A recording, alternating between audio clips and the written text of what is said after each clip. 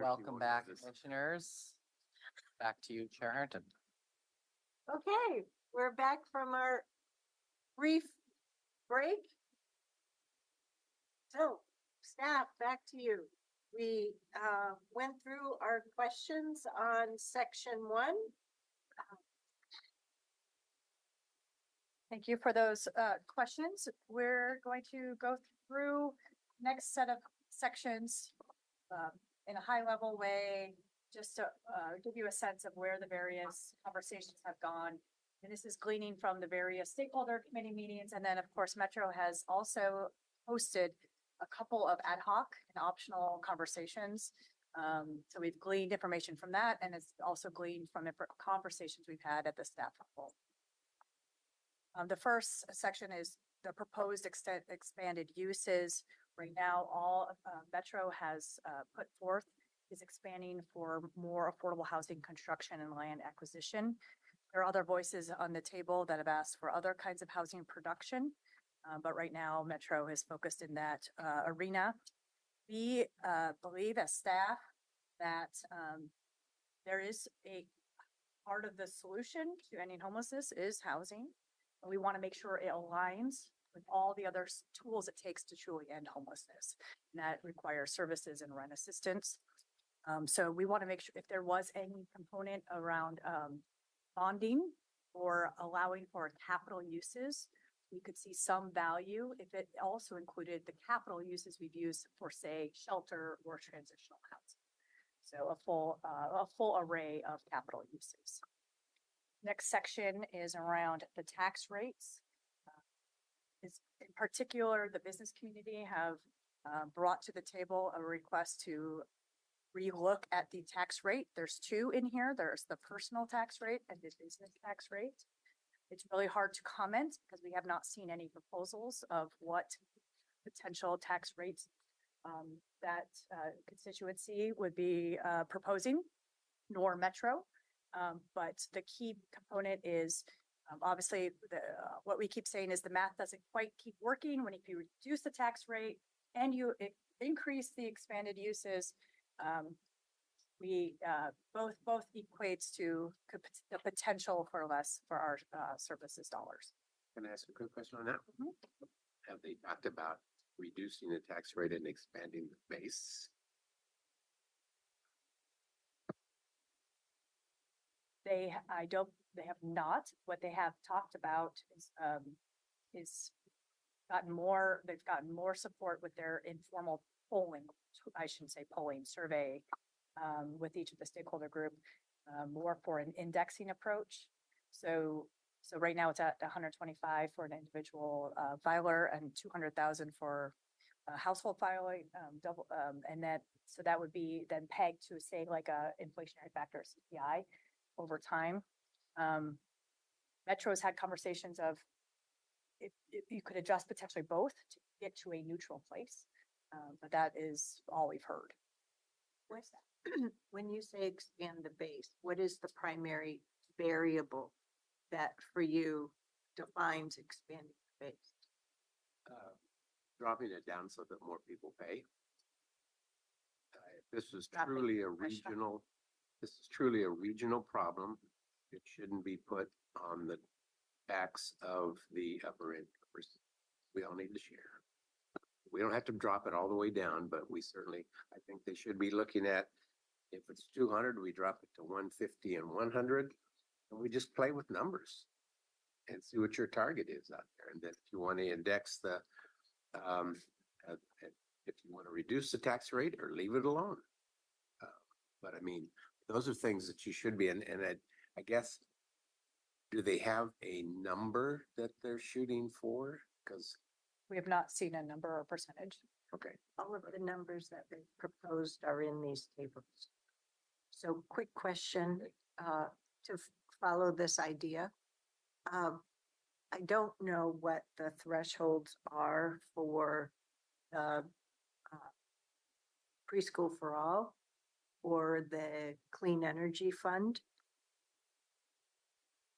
I am making the assumption that the State Department of Revenue would be able to provide information that maybe could be gleaned to explore different thresholds.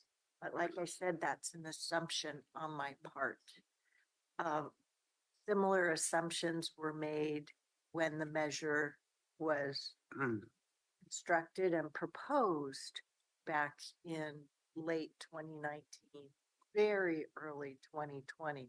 So that's why I'm underscoring the word assumption for myself, because if we don't have the implementation experience from our region yet with a lower threshold, we could be potentially recreating the same scenario on, usually government proposals use conservative estimates, which frequently, when we're talking about an income tax versus a capital bond tax, it means that more revenue is raised because of government's conservative nature.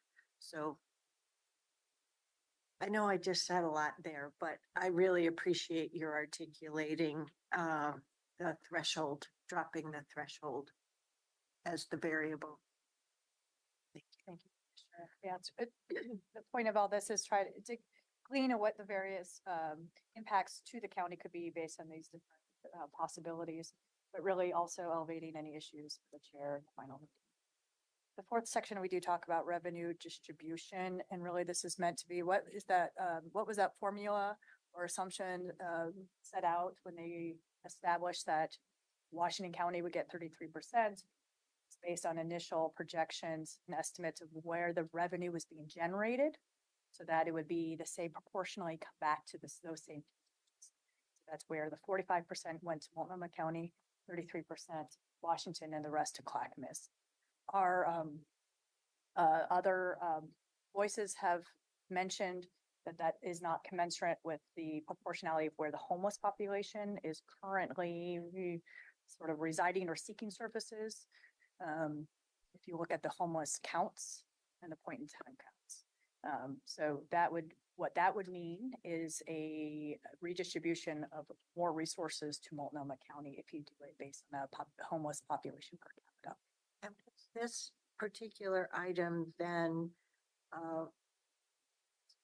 if you could include in the issue section, just the step or somewhere that Washington County and Clackamas County would need to be given relief to not achieve the required goals.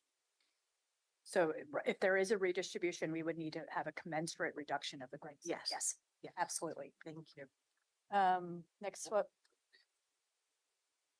Of Metro's goals that will we achieve? For us Right. as, So as the funding came in, so we get 33% of the funding, we're expected to then achieve 33% of the population A and population B overarching goals of supportive housing and other and homelessness.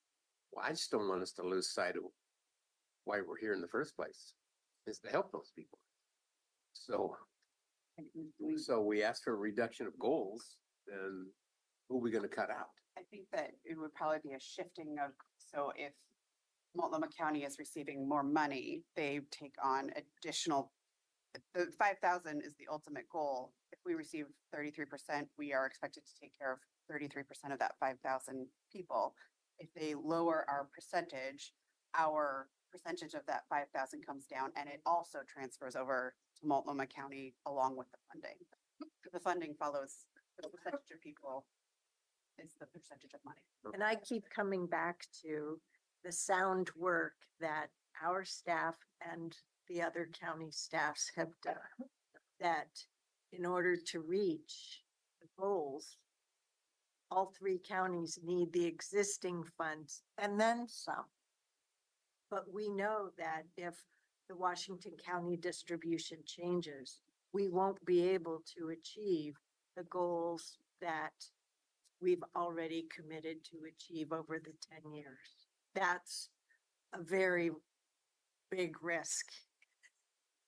It would fundamentally change. This would be fundamentally change our whole system of care. Well, the other the other piece is the efficiency factor. We haven't even talked about that. Where is the system efficiently being implemented? And I think that's what got us here in the first place. Additionally, for Washington and Clackamas counties, the SHS portion of our overall homeless services funds is much bigger percentage than say for Multnomah County. So it would fundamentally, we would have we just don't have any alternatives. Section 5, if we get into the flow of funds and a little bit of decision making, one of the ad hoc sessions that we listened to was Metro comparing their oversight role between the housing bond and the supportive housing services measure.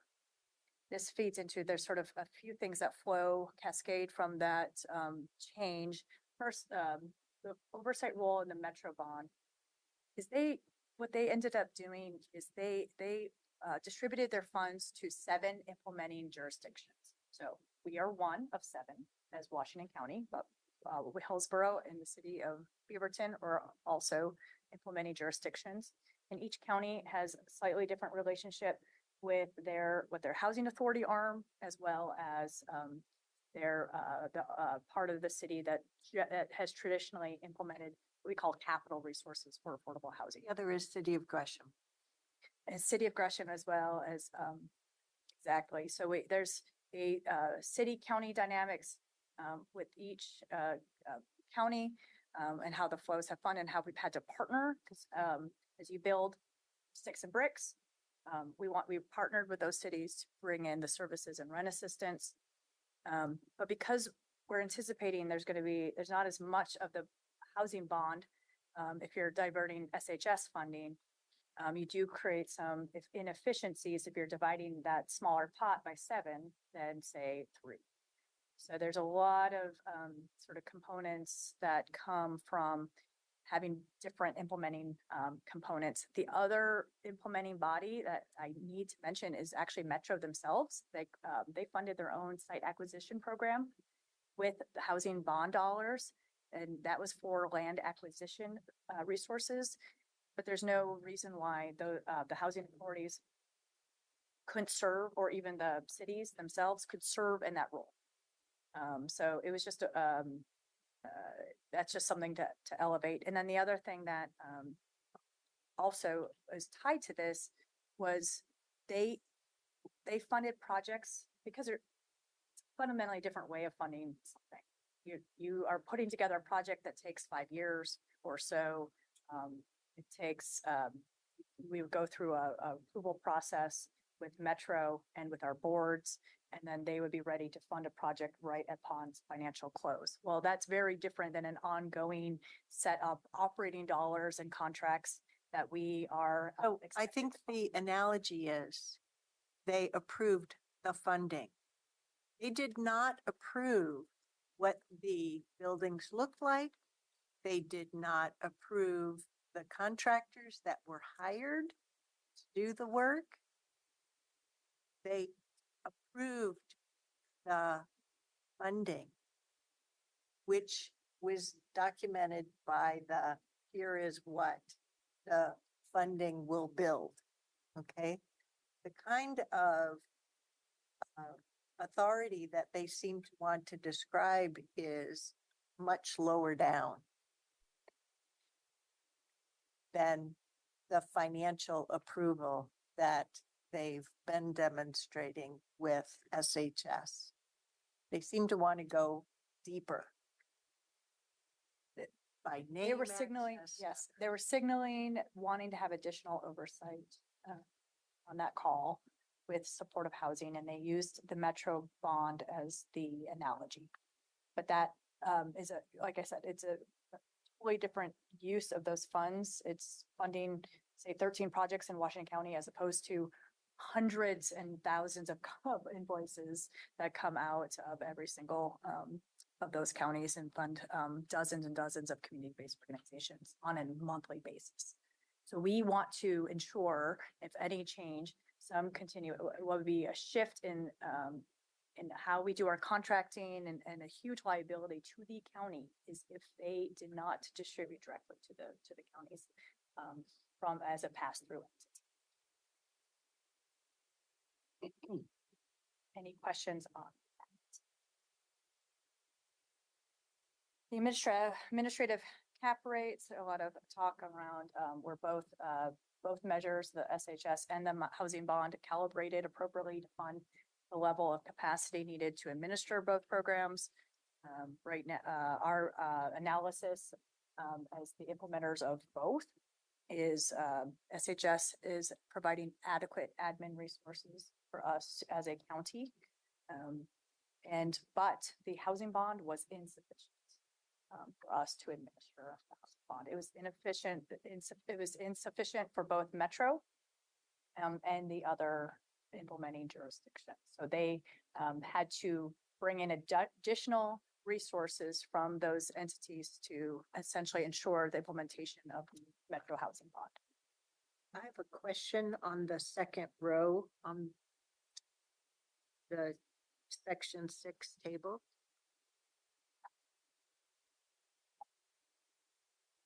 That's the one you just presented on, right? Okay. County's SHS admin rate. Talk about if SHS is reduced or capped, admin rate may not be able to keep up with cost of living. And then in the staff analysis, it states Washington County is able to meet the programmatic needs with this admin cap. So you're stating that as I just need to clarify, that's a fact, not a risk flag of us being able to. That's correct, Chair. So the concern isn't about the current state. The concern is if there was a change that reduced our current state of allowable admin use, then there would be challenges for implementing the program.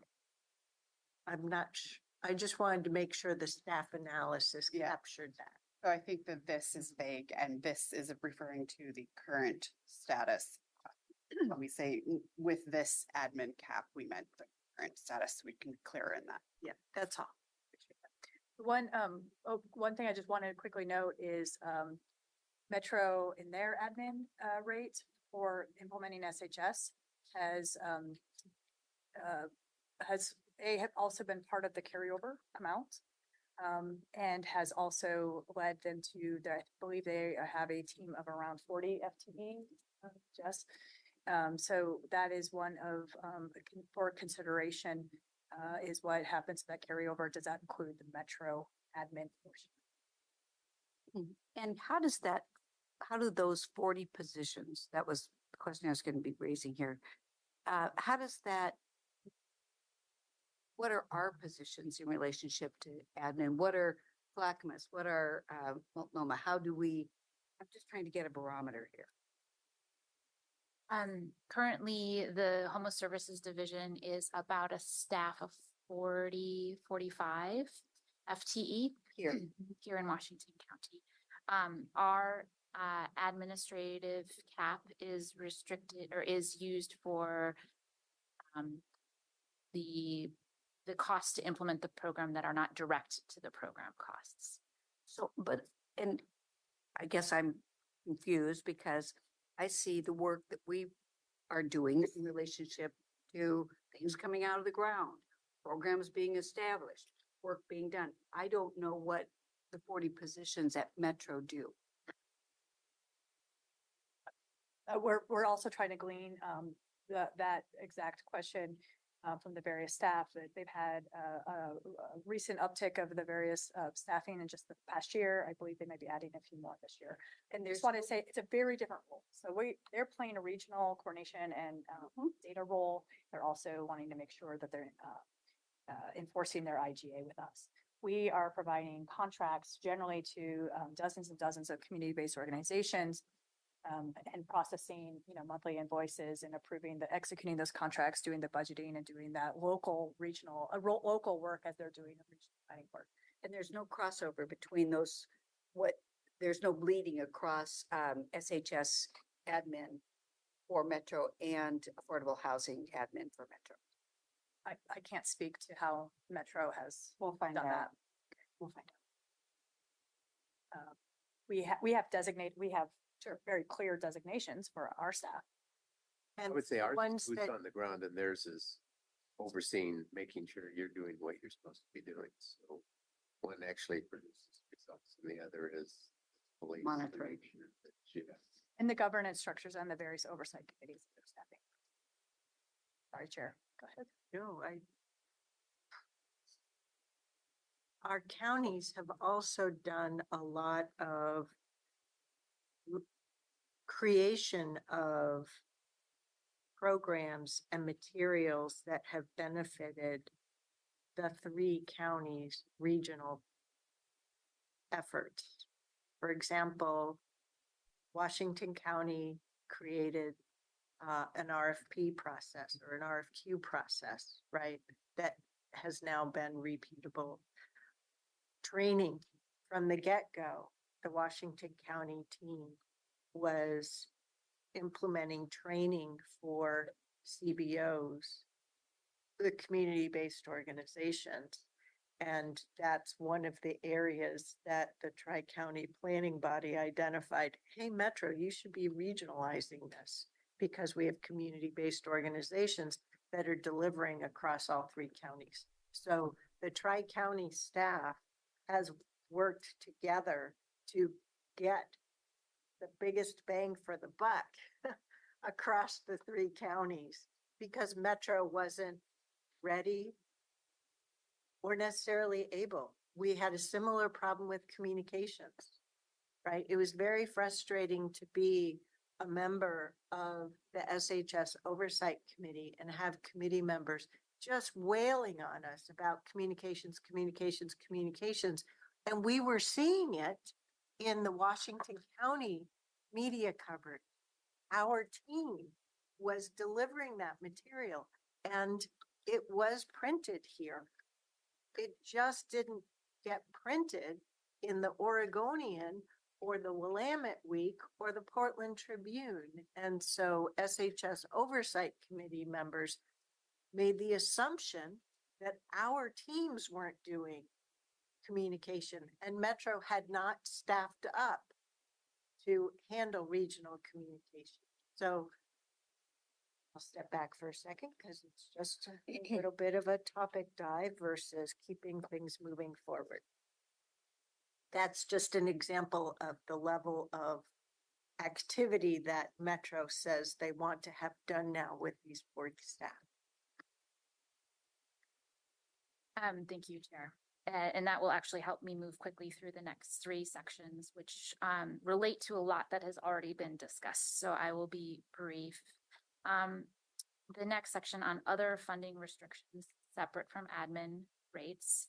There are two matters here to consider. First is the Regional Strategic Investment Fund.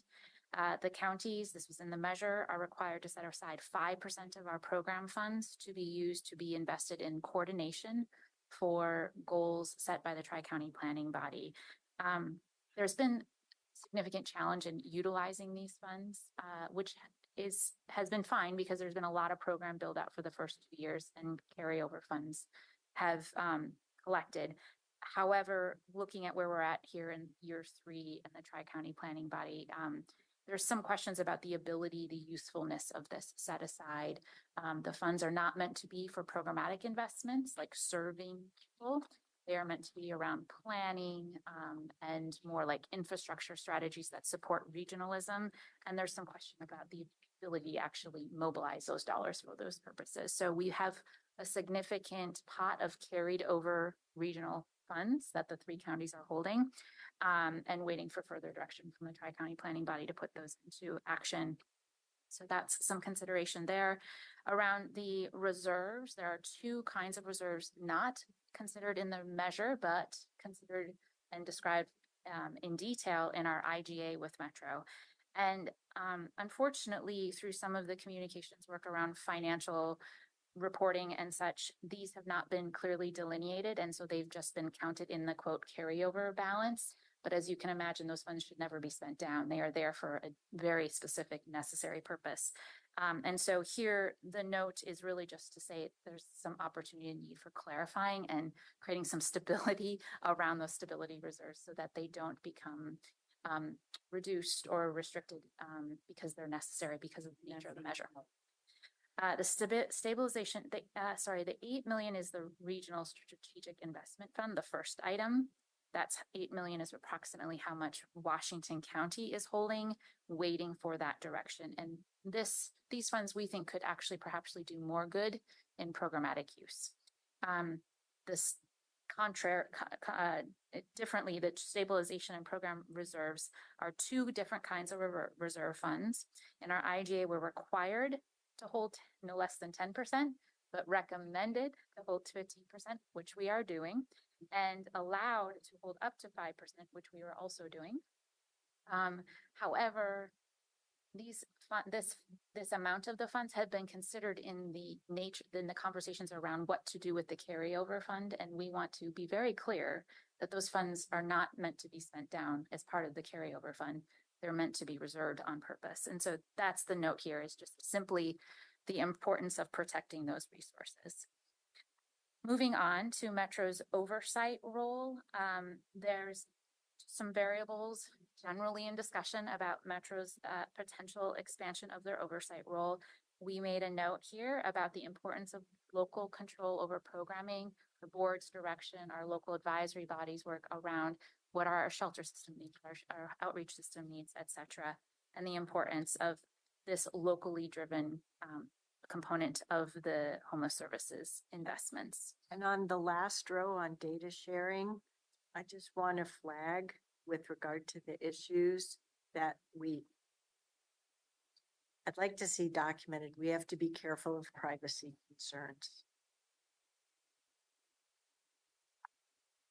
Our team knows this. I don't want to have access, right? The appropriate partners have access to those big by name lists. Yet I hear different voices from Metro Council down that they want to have direct access to those by name lists. And that's a cause for concern. The data sharing is described in our intergovernmental agreement, and the counties were very explicit, and Metro agreed to de-identify data. So that is all we're describing in that process.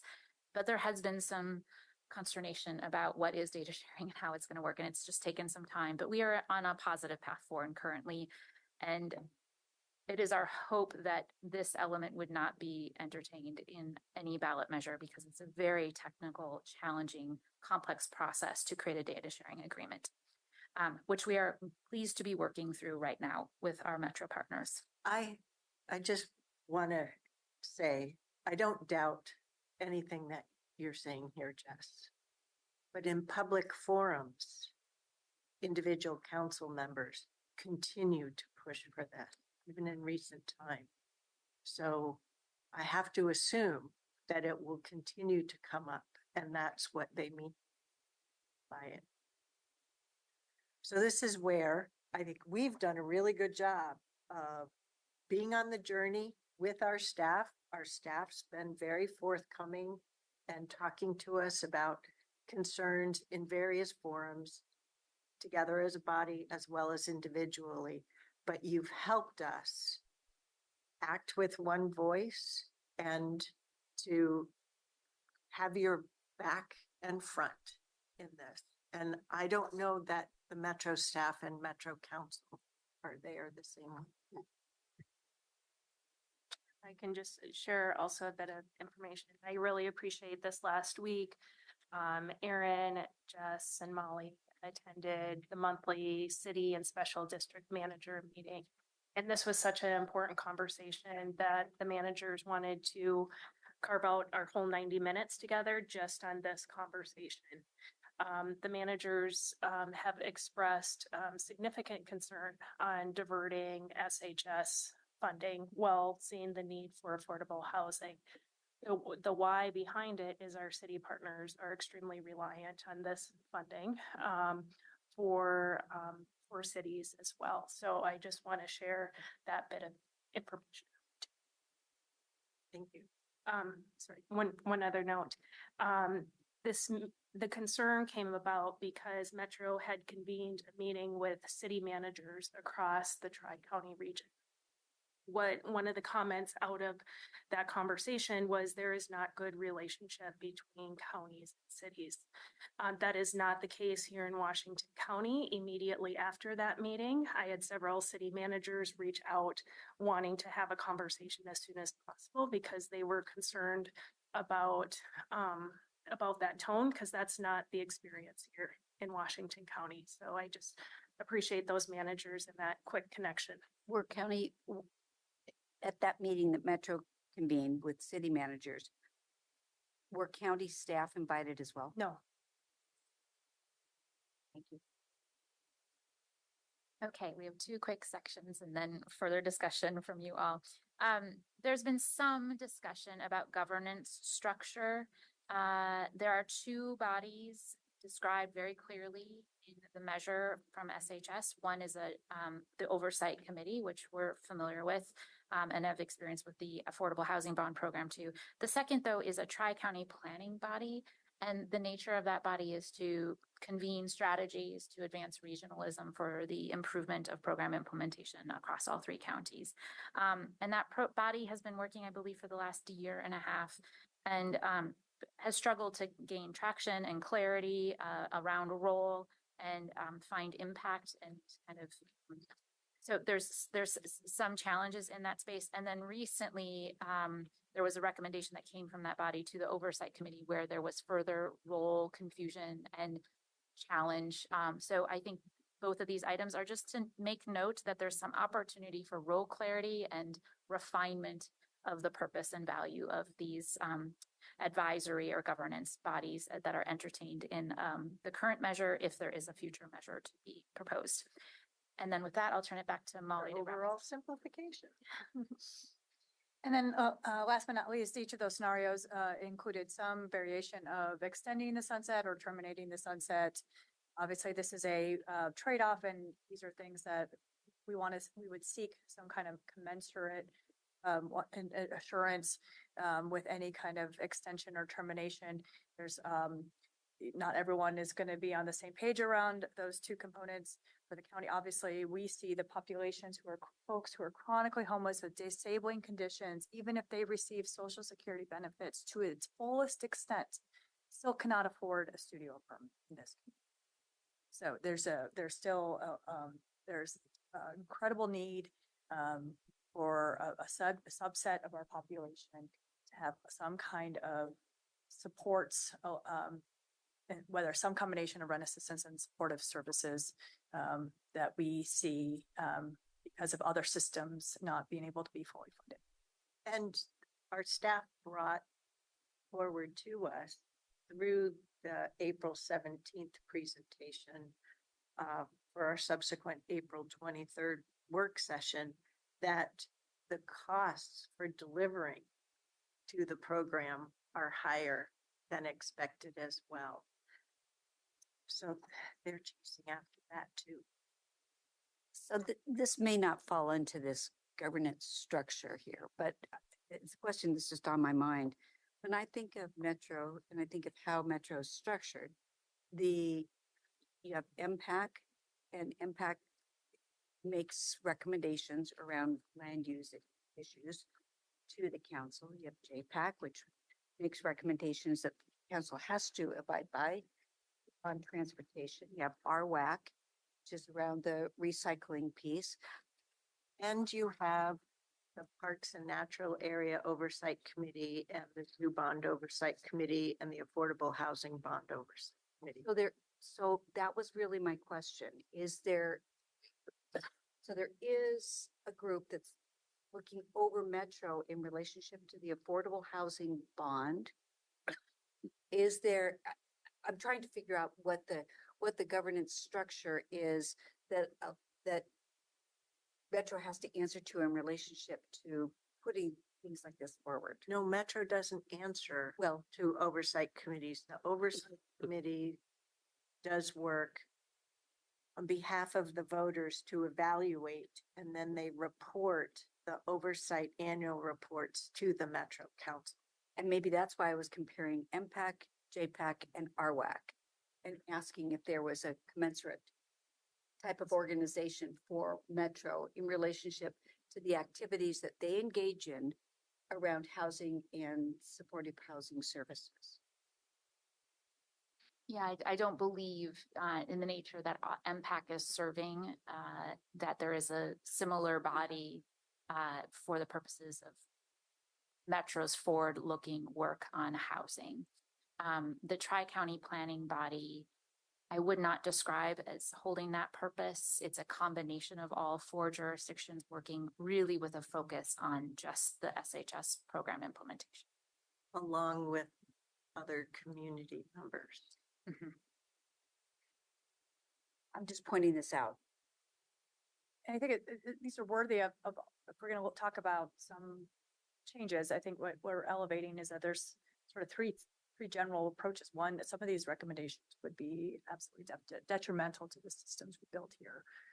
Some of these we could work through in partnership if we had, if we're all at the table and we're sitting down and really thinking through around the various trade-offs, things that we would want to really like governance structures. So something he would recommend is some great opportunities for systems improvements so that we all understand our respective roles better, and then the admin follows from there.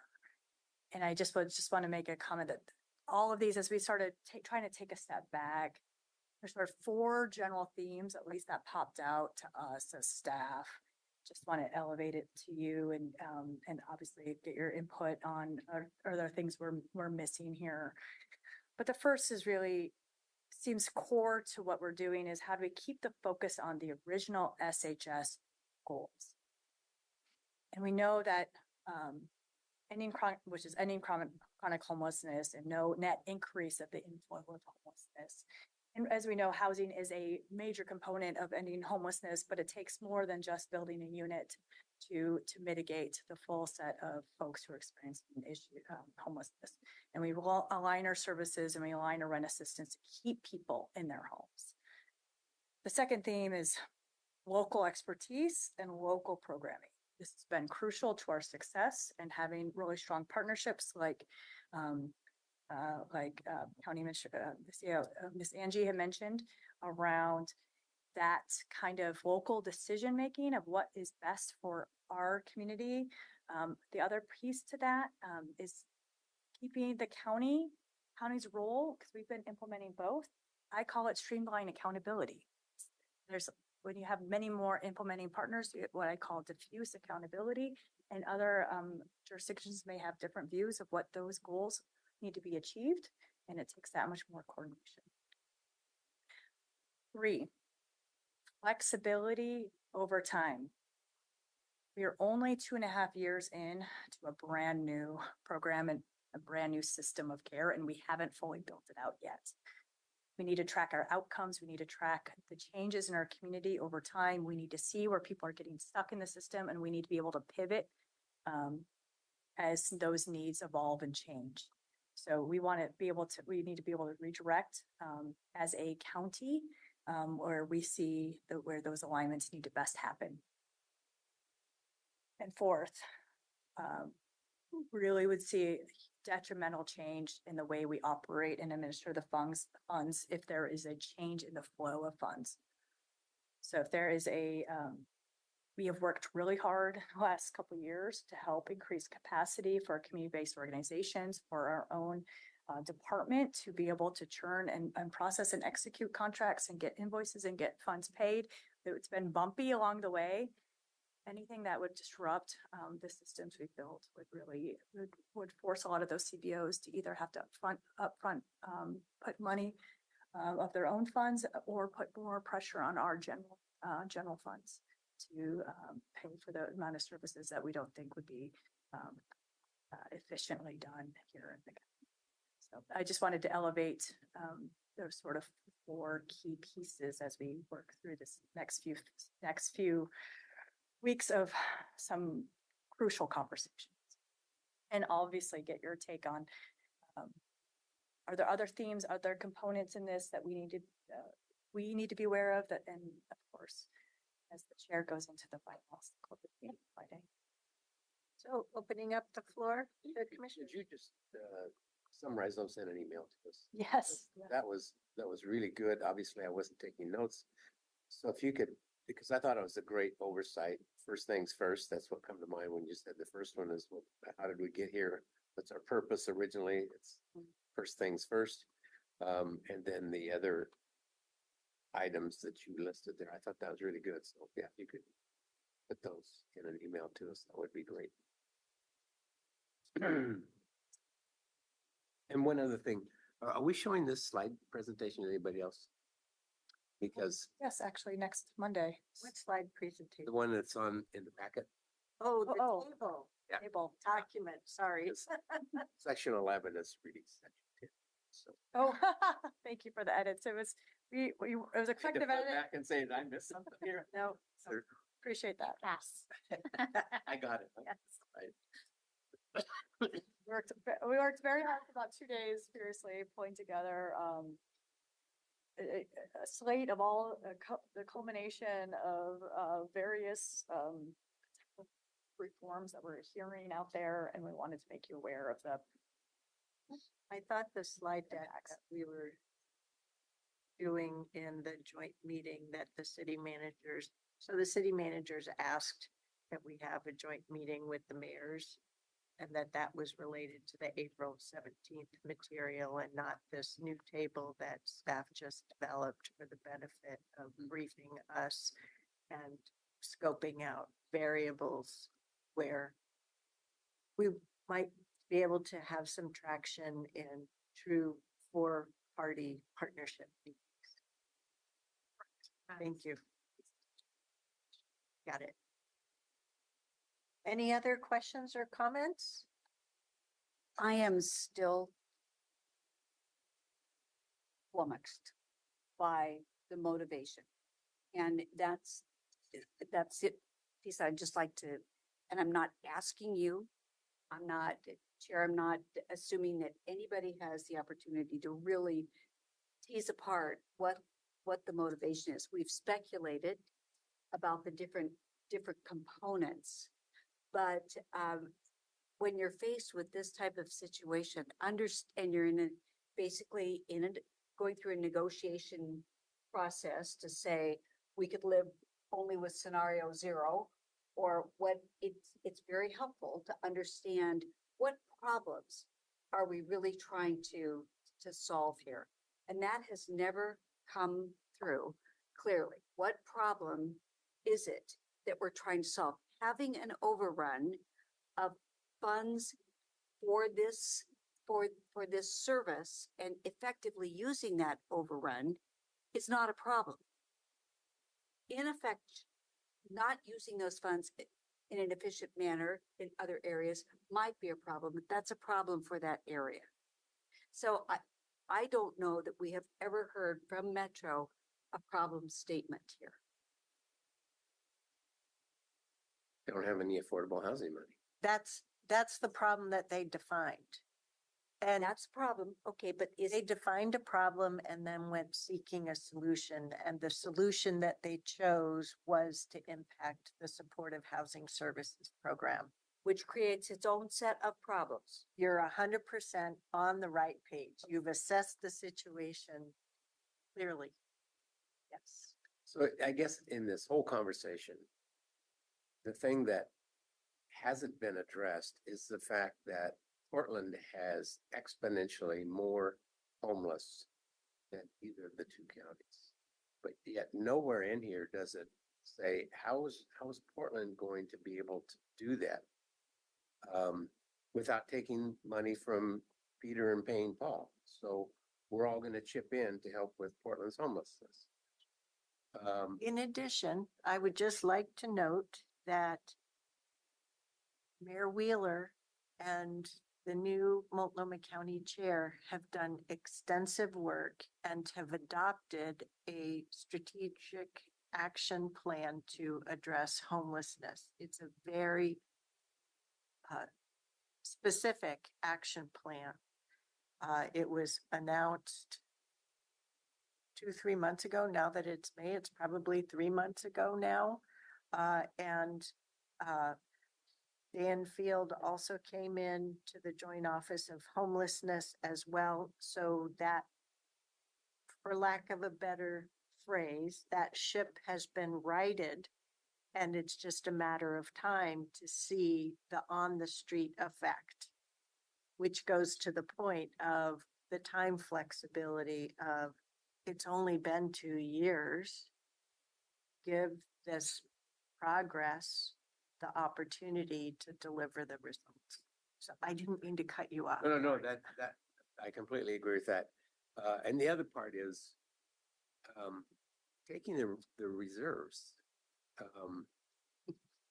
I don't get that. I think we've been diligent and intentional in that we have those, and yet that's their focus is the reserves. I think it should be flipped. I think we should be looking at, like I said, a larger tax base, spread the cost out over our larger population, and then say, what would that generate and how much of that should we be allocating to an affordable housing part? So maybe in that part, we do lean towards accepting a cap of some sort, not 250, but a cap of some sort, and moving ahead with that. If this is truly a regional problem, which it is, then to me, that's the perspective we should be looking at, not taking the money that you put in the savings account and said, we need to use that later, and said, oh yeah, no, we're going to take that. Didn't work for me. So to me, I think they've kind of lost sight of what's the problem they're trying to solve rather than what can we do with your money. I've always said we ought to broaden the base. It's very discriminatory. We're just picking certain groups. Always nice to say they'll pay. And that's a problematic. It's not seen all the problems yet, but it's problematic. So Jerry, I mentioned that. I've mentioned that. I'm more interested in the formula because this was interesting exercise. I can still go back that we don't have a great partnership. If we had a great partnership, we wouldn't be talking like this. But the formula is with the 5,000 units seems to shift depending upon where you want to place those 5,000 units. So if all of a sudden, hence the point of Multnomah County and Portland, they said, we're going to take a bigger burden, then you have to shift the funds. I get what's going on. It doesn't seem to be the right parameter. It should have been that Washington County, for instance, we get 30%, period. And we have all the issues and we're solving those. But is that formula ever going to be addressed that we're saying it's population driven, or is it going to simply be position driven? Because if, for instance, if we'd taken 5,000 slots, give us all the money. We'll take and put all of the units in. Does that make sense what I'm saying? I'm hearing what you're saying on the formula. It's not the way to do business. I mean, what you do is you partners. You say you get 30 and you get 20 some and you get 40. And I mean, that's to me the way you do it.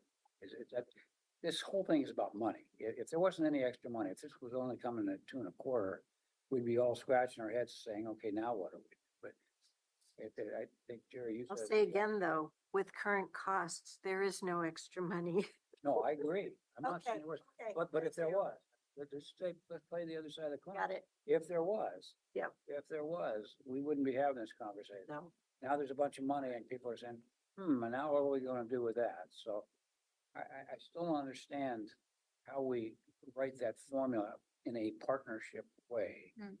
Because if I'm in business with you and I get 30%, I'm gonna get 30% no matter what.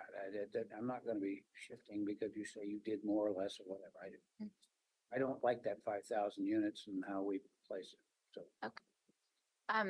Thank you, Commissioner. I think I understand the question, and I'll try it quickly. My understanding is the formula of commitment to the goals is based on the formula of revenue distribution, which is based on the formula of expected revenue collection. So if we change the formula of distribution to be more akin to point in time counts or other population, then we wouldn't necessarily need to change the formula of goal commitments from the partnering jurisdictions. But right now, the goal commitments relate to the amount of revenue received by each of the counties based on the assumptions from 2020 of where the revenue would be collected, which has held, the assumptions have bared out, or the distribution of 45, 33, and 21% to each of the three counties is bearing out in the actual collections, generally speaking. And so none of the three counties have expressed interest in changing that formula to date. And that is what is described in the IGA, that formula could be recalculated if the counties would like it to be recalculated. I'm saying what would change that? What would dial that differently? If Metro made a different calculation, if the governor said that, gee, I think we ought to help out in Multnomah and Portland more, can that be recalibrated, or it has to be the county? It was what voters, Say that again. Voters approved it, so. Right, originally, but can it be recalibrated by anybody? According to the IGA, yes, it can. Okay. Okay, but there's something that hasn't been said here. Okay.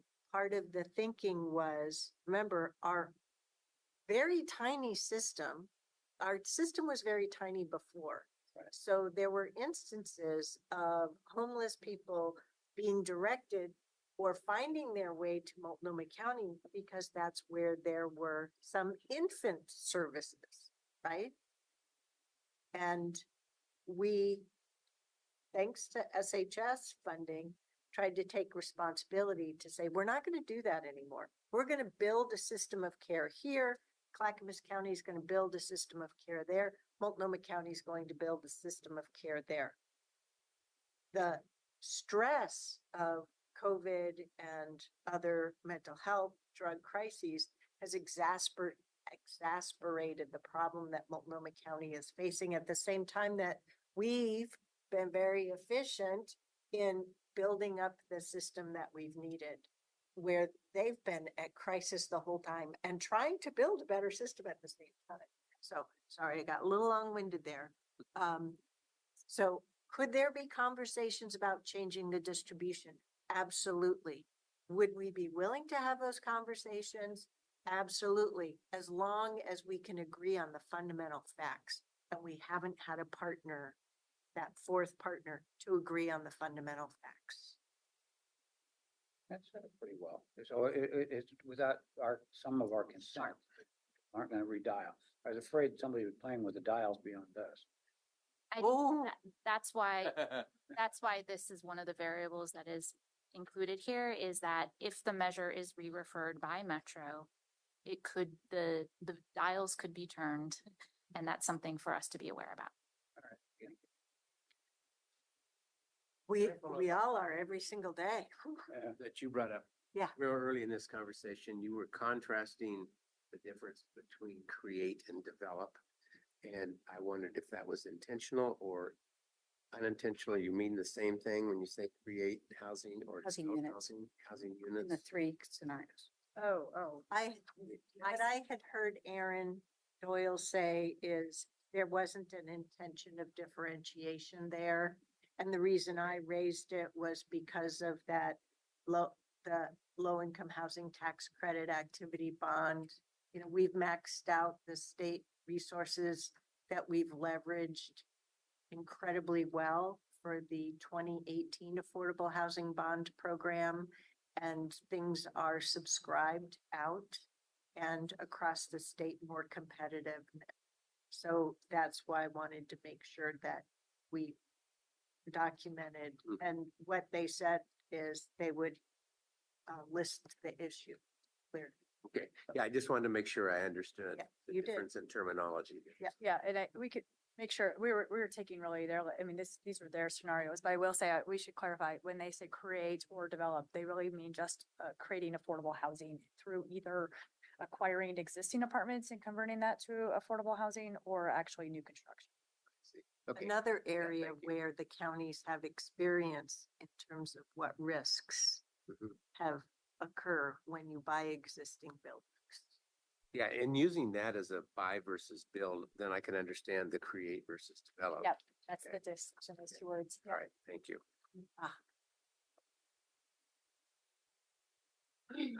Ooh, good luck on Friday. This was a great conversation. Well, and to our Yes. Really staff deep, each and so every thank you day. for this. You know, our staff has been working across with their jurisdictional partners, continuing to press Metro where possible, getting different Metro staffers willing to talk or not at different levels. This includes Ms. Angie and her peers. So onward ho we So go. the next go around is going to be Friday, Friday. so we'll That's give not you with an us. update on Tuesday. Okay. That will- So if, And the journey continues from there. I guess I would like to try and sit down and summarize in my brain those 10 points. And it's just me, but so that I would, I guess, input my wishes on this, what my perspective on this is a little bit, and I'll just save that for next week. See what you come back with, okay? Our understanding of the process from here is that the last stakeholder meeting is the last stakeholder meeting on Friday. And then that will result in the COO. COO from Metro presenting to the Metro Council her recommendations based on the stakeholder process, which then is planned at this point to lead into about a month of further deliberation and preparation for a potential ballot measure for the Metro Council to consider and potentially refer in early July. And I don't know how much of that will be in the public eye, because as you know, the Regional Housing Stakeholder Advisory Table information has not been in the public eye. And the Metro Council has chosen to have 2-on-1 briefings and has had very few public meetings. And I have all that documented, and I've watched many of the few of them. So they've not been doing what we've been doing, ensuring that you have the opportunity of one-on-one Q&A with our staff, which I know you do, but us also having our together meeting so that we continue to have the common viewpoint, benefit from one another's questions and comments, and demonstrate it for the public openly and transparently, and also speak with one voice.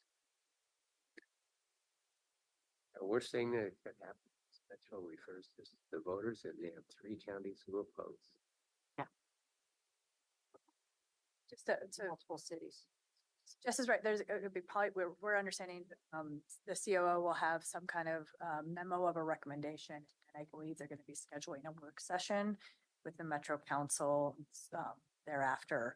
And then I believe the intent would be around July, some kind of a vote for a referral. At that point, that's when we will no longer be able to have staff briefings and conversation around that unless it's for clarifying kind of questions. Point 2, thank you. So we can have those conversations up until that. Yeah, okay. And this is where I would also counsel us or remind all 5 of us that if you have a conversation with an individual counselor, you need to represent the board position and make sure that anything else you might surmise is your single opinion. So we don't have a position. Oh no, we've had a position. 0. You checkpointed scenario 0. You've had input today Okay. on the variables, but they're just variables that are in the mix and the Q&A on those. So that part, we don't have a position on the variables, okay? We have taken positions along the way. I've made sure of it with your input. But an individual commissioner's conversation with an individual member of the Metro Council is not a board position. Thank you. Very good job, staff. Thank you for continuing to explore the art of the possible and helping us to do our work. Solution in there. Thank you. So we have one more staff topic and then board updates. Commissioner Willie, I know that you have a forestry meeting coming up. Yeah, 3:30. Yes. I'll need to leave here maybe a little bit, 10 minutes early so I can get set up as a Zoom meeting. And I'll probably take it upstairs, but I think we're gonna be, if we follow the 90 minutes, we're gonna be done by 3, and then I'll just step out of that. Or maybe I'll go first on the sharing of information about what. I'm not sure we'll get to it by your deadline. So is there anything you want to contribute now? No, I don't think so. Let's move great. ahead. Okay. We're going to keep going, and it is forecast as a 90-minute conversation. So board members, please just take your bio break as you need it. Is this going to be as exciting as the last one? I still feel bad about the last one. That was a lot of details. That was a lot of details. No, this is really important stuff to us. I feel bad about anything. Because I think we had 60 minutes and we went 90. Anyway, I tried. We had a great meeting. Oh, thank you. That's my recollection. Oh, good. We had terrific information. We had the opportunity to ask questions, and we all arrived at the desired outcome place together as one Washington County. What's to be disappointed? Thank you. Nothing. Now that you've put it that way. Thank you. I'm just checking my own bias. I get a little excited about facility stuff. Maybe not everybody does. So do we. Oh, yes. So excited. Bricks and mortar. Ah, yeah. Almost as fun as budgets.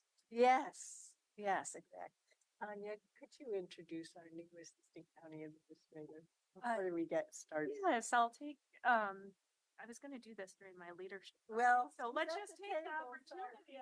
sorry. She is here. Hanging out. So really pleased to introduce Ann Ober as our latest ACA. I have had a joke that when you start with Washington County, now I hand you a bottle of Gorilla Glue and say, you're stuck with us forever. I'm in. Just try. So Anne most recently comes to us from the city of Milwaukee, and I don't have my notes in front of me, so I'll let Anne give a more in-depth overview of our past work experience. She already has great connection and networks within this county and state, having served as a city manager. I know upon her hiring announcement, there were many that reached out, and we're just thrilled for her to join the team here at Washington County. So Anne, can you share a bit about yourself? Sure. Why you chose Washington County? Well, Tanya, I think is the answer to that. So Ann Ober, I've been living in Oregon for the past 7.5 years. I moved here to work at the city of Milwaukee as their city manager. It was an incredible experience. I loved it. But it was time for a new adventure. And I have wanted to work with Tanya for several years. And I'm really excited about the opportunity.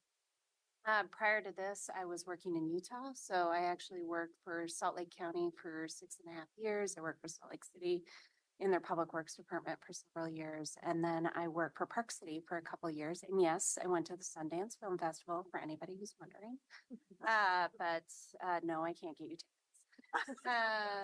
It's an incredible experience. And I loved Park City, but I think what I really missed was being on the ground, providing direct service to people who needed it. And so when this opportunity came up, it was a chance to get back to my roots and to work with counties, making people's lives better. So I'm really excited to be here, and day 5. Thank you. Welcome. Thank you. Well, we're here with our first ever facilities condition assessment set of information preliminary results. No pressure here, Laurel. Well, thank you. Calming my nerves. Today, we do have a little bit of a complicated walk to take together, I'll say. We're going to spend some time talking about what our objectives were and how we got this information. Then we get to the fun stuff, which is the summary of results. That's still a little bit of a roller coaster ride. We'll also talk about what the potential uses of this data will be, and then we'll walk through the next steps that are still left for facilities to execute. And of course, throughout and always board feedback and questions, please feel free Let to me interrupt. set your concerns somewhat aside. Feedback is a gift, and we have asked Ms. Angie to work with her staff to give us the state of affairs. And this is our first look at that. And we are grateful for Team Washington County for providing us with this opportunity of knowing what have we got. And we demonstrate, I think, quite frequently that we move forward together. Mm. You're going to continue to help us do that. So deep breath, here we go. You're gonna Yeah, thank you. introduce me to a whole set of data I've maybe never seen before. Yes, yeah, that's exciting stuff. So the Washington County portfolio is a complex one. We have approximately 1.9 million square feet of built space that we are using to deliver services across the county. It's approximately 50 structures. Some of them are insignificant, others are more significant. This is an important asset for the county because they're essential tools for service delivery. You can start a band in your garage, but you cannot operate an animal shelter out of one. Without the working facilities, we struggle. Also, there's over 2,000 of my coworkers that spend a lot of time in these buildings. So we want to make sure that they're in good shape and that they're supporting service delivery. What does the tree icon? I couldn't find it in the index. Parks, that's Hag Lake. Thank you. I could tell from the lake what it was, but it wasn't in the little icon. Yes, yeah, that's the parks. So there are challenges to managing this portfolio. One of them, as you can see in the map, is that they're not centrally located. We have a wide range of ages. Our oldest building is built in 1905. They also serve a variety of purposes and have specialized need in some cases. We operate buildings that range from 24/7 care facilities to your standard office building. And we also have a lot of improvements to make and limited resources. So how do you start to sort all of that out? When we're not in crisis mode, my preference always is to gather data. So we started with a facilities condition assessment, which is just a comprehensive evaluation of the health of our buildings. The assessment that we did was divided into two parts, where it looked into the physical condition of each building, the structural integrity of the major systems, but also we spent time and effort speaking with staff to assess the functional efficacy of a building. How well is that building supporting the work that they do on a daily basis? I want to be clear that this was not a space planning exercise. The county has done quite a bit of that in the past. Some space master planning that, was used to demonstrate the need for additional space, which county was able to provide. But this is the first time that we've done a facilities condition assessment, which is part of that information that we need to identify or assess whether or not we have the resources we need to maintain what we already have and what the impacts are when we add additional space. So the facility condition assessment, what it can do is that it can deliver us from our biases and blind spots, because it delivers an objective review of the portfolio by a third party. It also will produce several key performance indicators that will help us compare the buildings within our portfolio to each other. It will also help us have conversations with our peers about how our portfolios relate. And it most importantly to me will track changes over time so that we can understand how we're improving as we move forward. It will also support strategic decision-making by helping us forecast the level of effort that it will take for us to catch up with our deferred maintenance, to keep up with that deferred maintenance, and then eventually, when this program is really mature, how do we get ahead? It will help us guide resource allocation decisions. Where do we need to focus our attentions in each building. Do we need more staff? Those kind of questions. And it will also inform an updated annual reinvestment rate.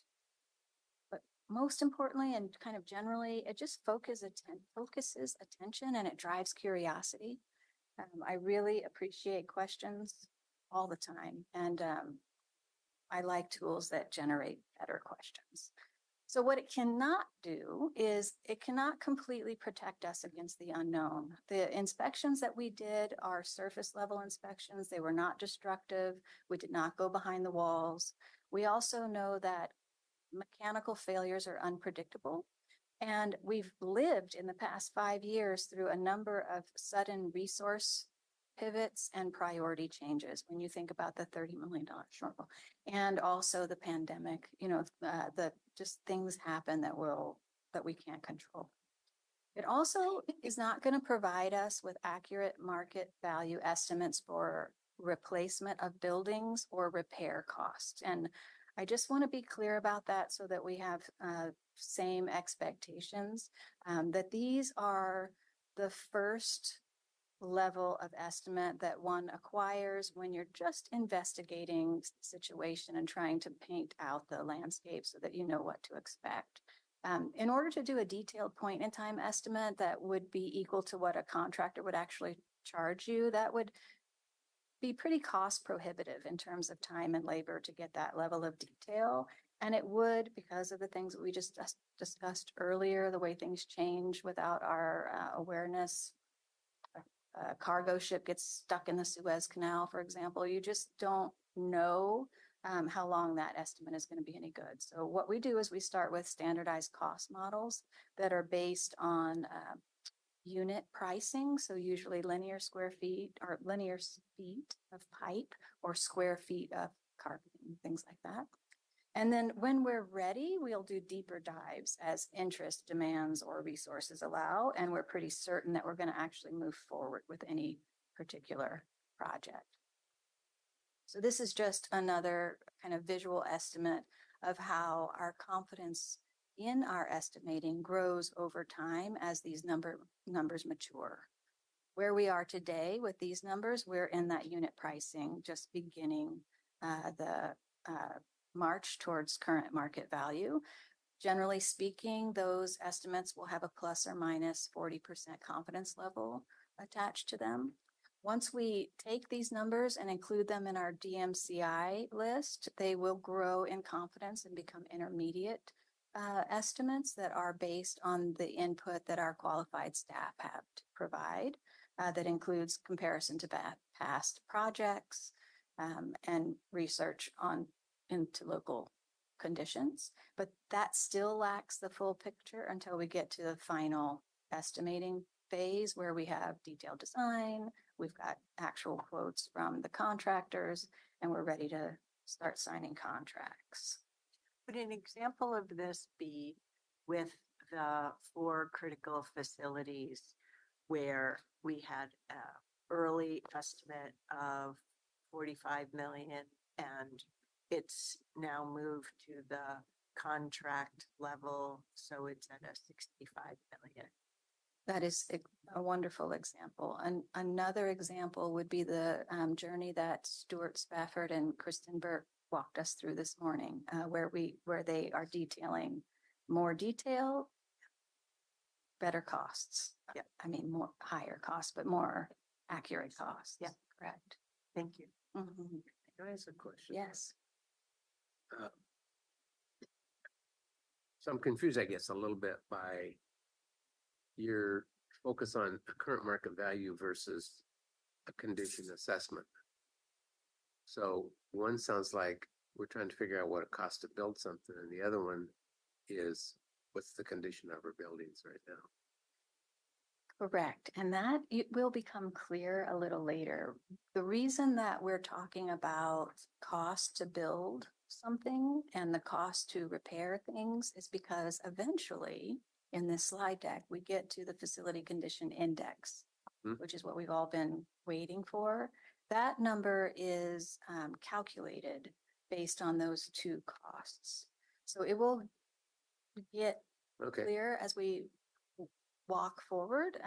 But the index itself, even though it's based on this math, is a measure of relative health of our building. So it does measure the condition of our building, but it is based on these costs. Yeah, that's kind of where I was thinking Mhm. I would see. And as you pointed out in the last one, it was, you can't guess when our infrastructure or our HVACs or anything else is going to go. But we have a pretty good idea when we say that thing is 15 years old and we know it has a life of 20, but we may not get there, whatever.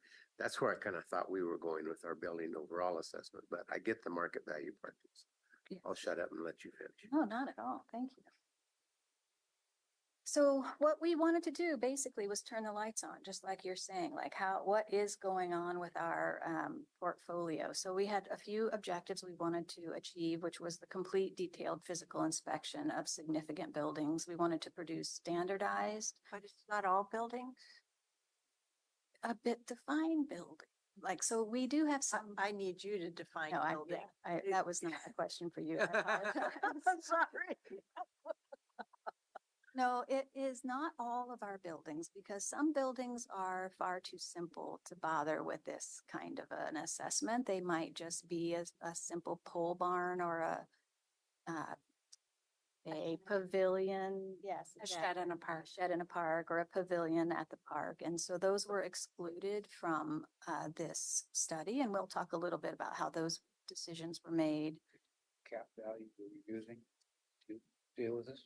A cap value, you mean? Like in your CIP, you used 250,000. Clean Water Services used 50,000. In your assessment, we used cap value before you. So you were looking at a sofa out in the auditorium, or you were looking at only buildings, or you all? Well, we did have, we just made decisions about which building we wanted to include in the study. We did not do it by a total cost of value, if that's what you mean, like the cap value. We did not. So it's not a complete inventory of all No. assets. No. Only selected ones. Correct. And it was randomly selected on what you wanted to do. There was no cap value or looking at, you said, I'll do everything above that value. Correct. And I wouldn't say randomly, but it was a determination that the team made. So it was a judgmental value. In our Correct. business, it would be a judgment. You made a judgment of what you were going to look at. That's why Yes. she's our facilities director. Yes, correct. We did make that distinction I'd like at to the think time. there's materiality into that as well, Roy, so that, they didn't just pick and choose. They kind of, That's why I was asking And about the- value. Yeah. Well, I think this is where that would help us ground us a little bit.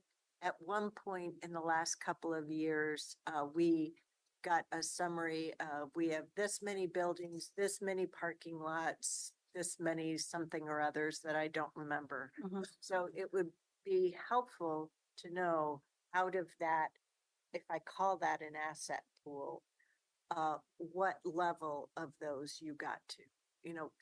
When I read at first significant structures, I thought buildings.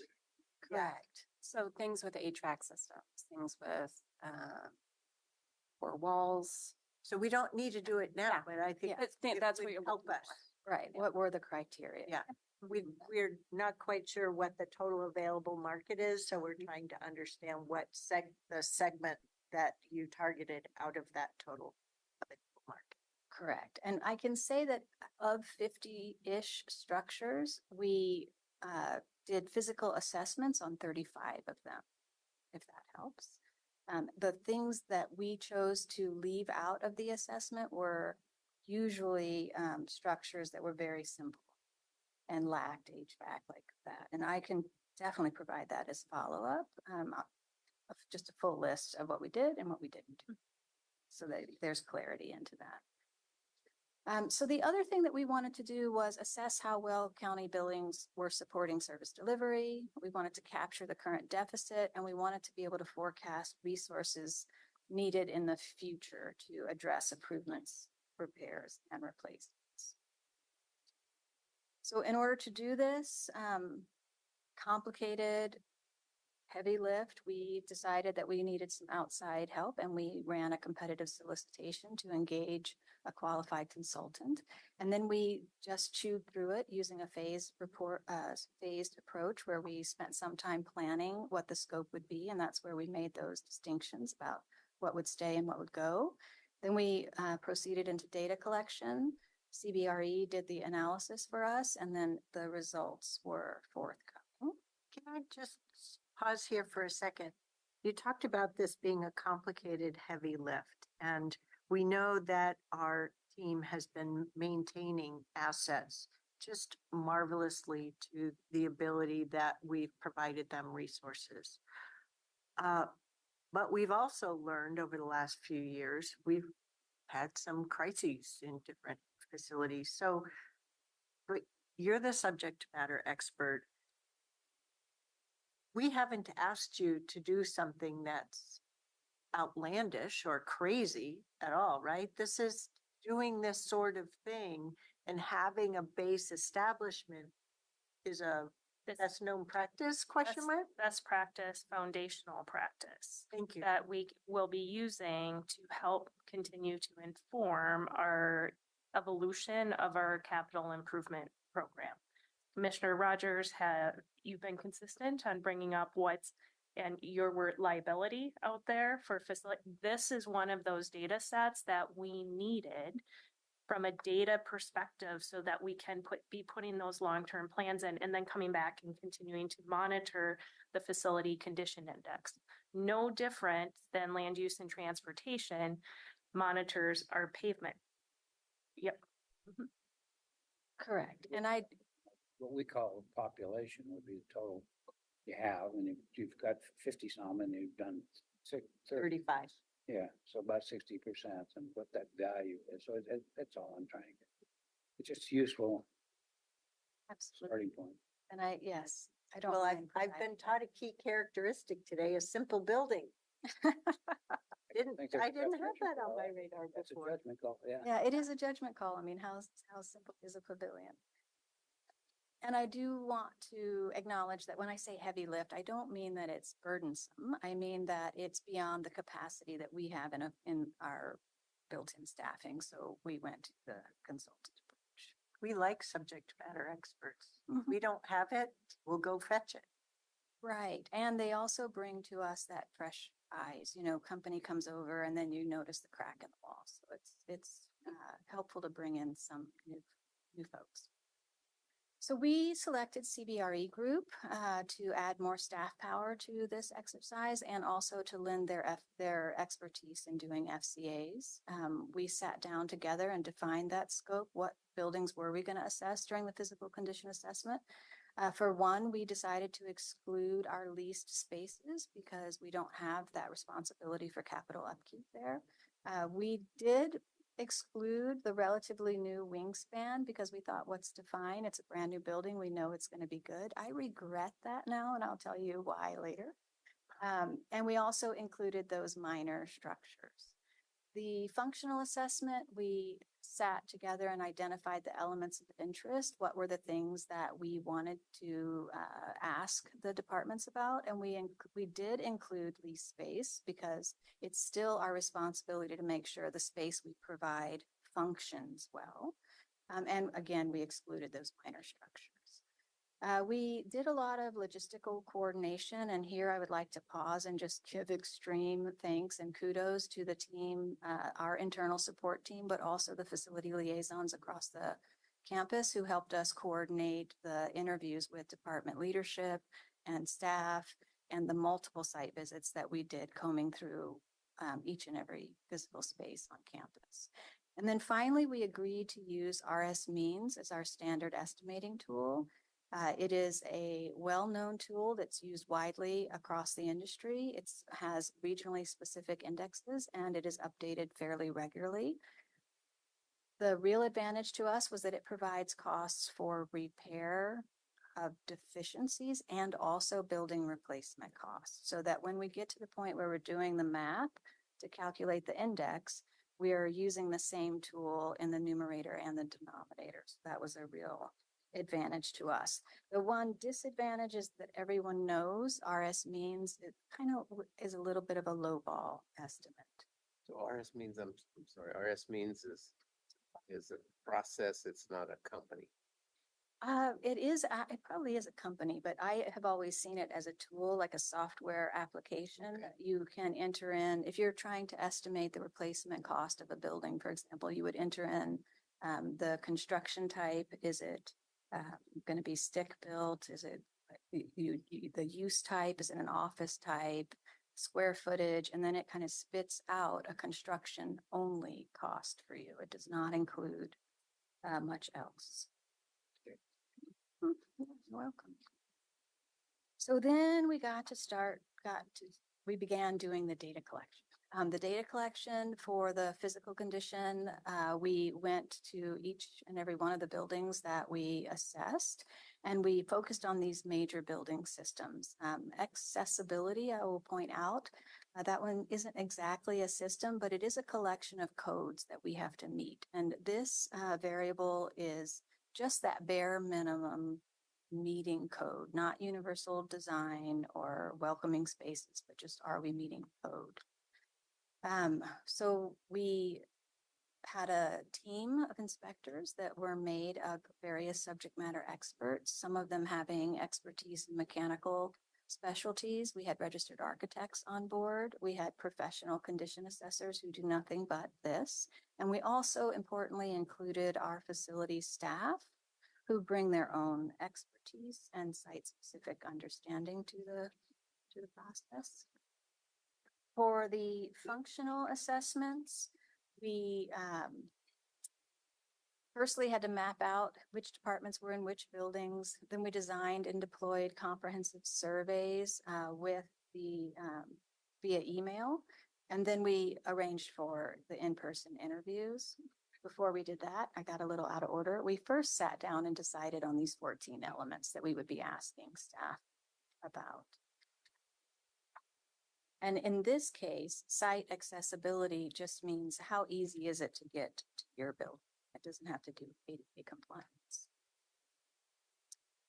So That previous one that, this one? yeah, I thought that was great just because it outlines all the areas that you want to focus on, and no, we can't expect any one individual or individuals would have all of that right off the top of their head and say, yeah, I know we got to go all these 14 things. You'd provide that. So that's good. So consistency is important. Yeah, thank you. Thank you. So then after we had the data, we were able to, or CBRE was able to get started doing the analysis. And for the physical condition, the first thing they did was use that RS means tool to provide us with estimates for the immediate deferred maintenance needs. The things that we already know should have been done. Those would be like the dishes that are already in your sink right now. Then they also provided us an estimated cost for the maintenance needs over the next 10 years, and then the cost to replace the building. In their cost to replace the building, it's important to understand that that does not include soft costs for project management or design. It does not include the cost to purchase land or to bring utilities to a site or to demolish something that's already existing. It's very specifically construction costs only. Right, or the underground tanks. You're correct. You're exactly right. So what defines immediate deferred maintenance need? Those are the things that are past due. Okay. The things that we should have done already, not the things that we're planning on doing in the future, but according to the manufacturer's recommendation or according to our own observations, we know that a roof has failed and we haven't replaced it yet. That would go into that list because it has been deferred. And, there's many reasons why we will consciously defer maintenance. Well, it seems like that's a wide spectrum. So sometimes you defer maintenance because the life expectancy might be 20 years, but it's 21 and it's doing fine. So versus a roof that's got holes in it. So to me, that's that's why I was just kind of asking, is there anything else underneath there that's a criteria? That is Not really. really the only criteria, is should it have Sure. been done already? Is it something that we know is an existing immediate need versus something we're predicting in the future? So then we get to the facility condition assessment. So the facility, or index rather, this is the measuring tool that helps us quantify current conditions across a portfolio to facilitate easy comparisons, even when things aren't apples to apples. The way that we get to it is we take that total estimated cost of deferred maintenance, the things that we should already have done, and we divide into that the construction costs to replace. So the estimated cost to replace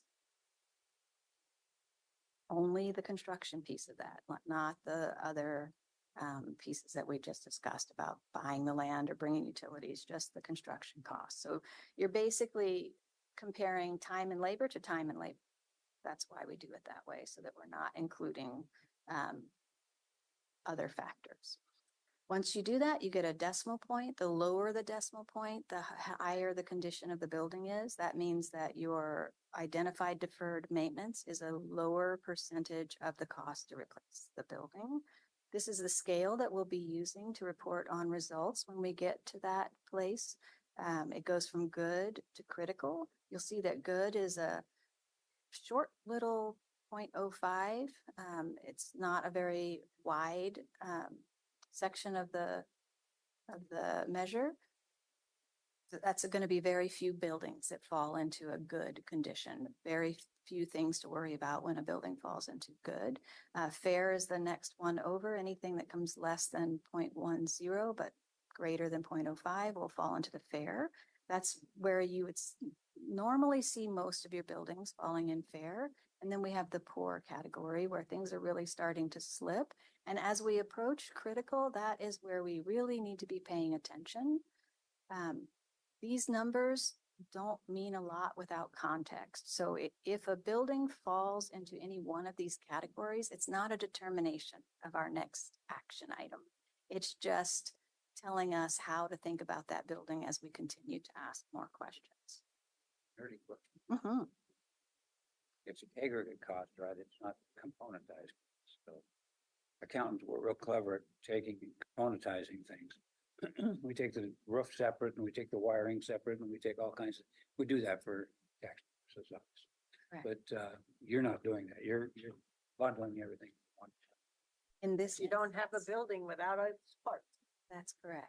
In this instance, it's Could have failure on any one of the parts. That's, correct. Yes, so you could have, you're jumping ahead, but you could have a Okay. building that's really good, but it has a critical system that is failing. And so it That's great. becomes your next. yeah. That, yes. So that's, you can't just throw them all onto a scale and then sit back and work the scale. You still have to dig in and ask questions at each step. Okay. And look at the whole context. Yes, that's. So just an example of how we use the FCI and why we need a tool that takes these various numbers and standardizes them on a scale. You could have a building that has $3 million worth of deferred maintenance. And if the only thing that you're looking at is the deferred maintenance cost, you might direct your attention immediately to that building because it has such a high need in terms of dollars. But when you balance that with the replacement cost of that building, it might just be that $3 million in a very well-built building of a certain size that has a certain standard of finishes that needs certain specialized equipment or a high level of security built into it.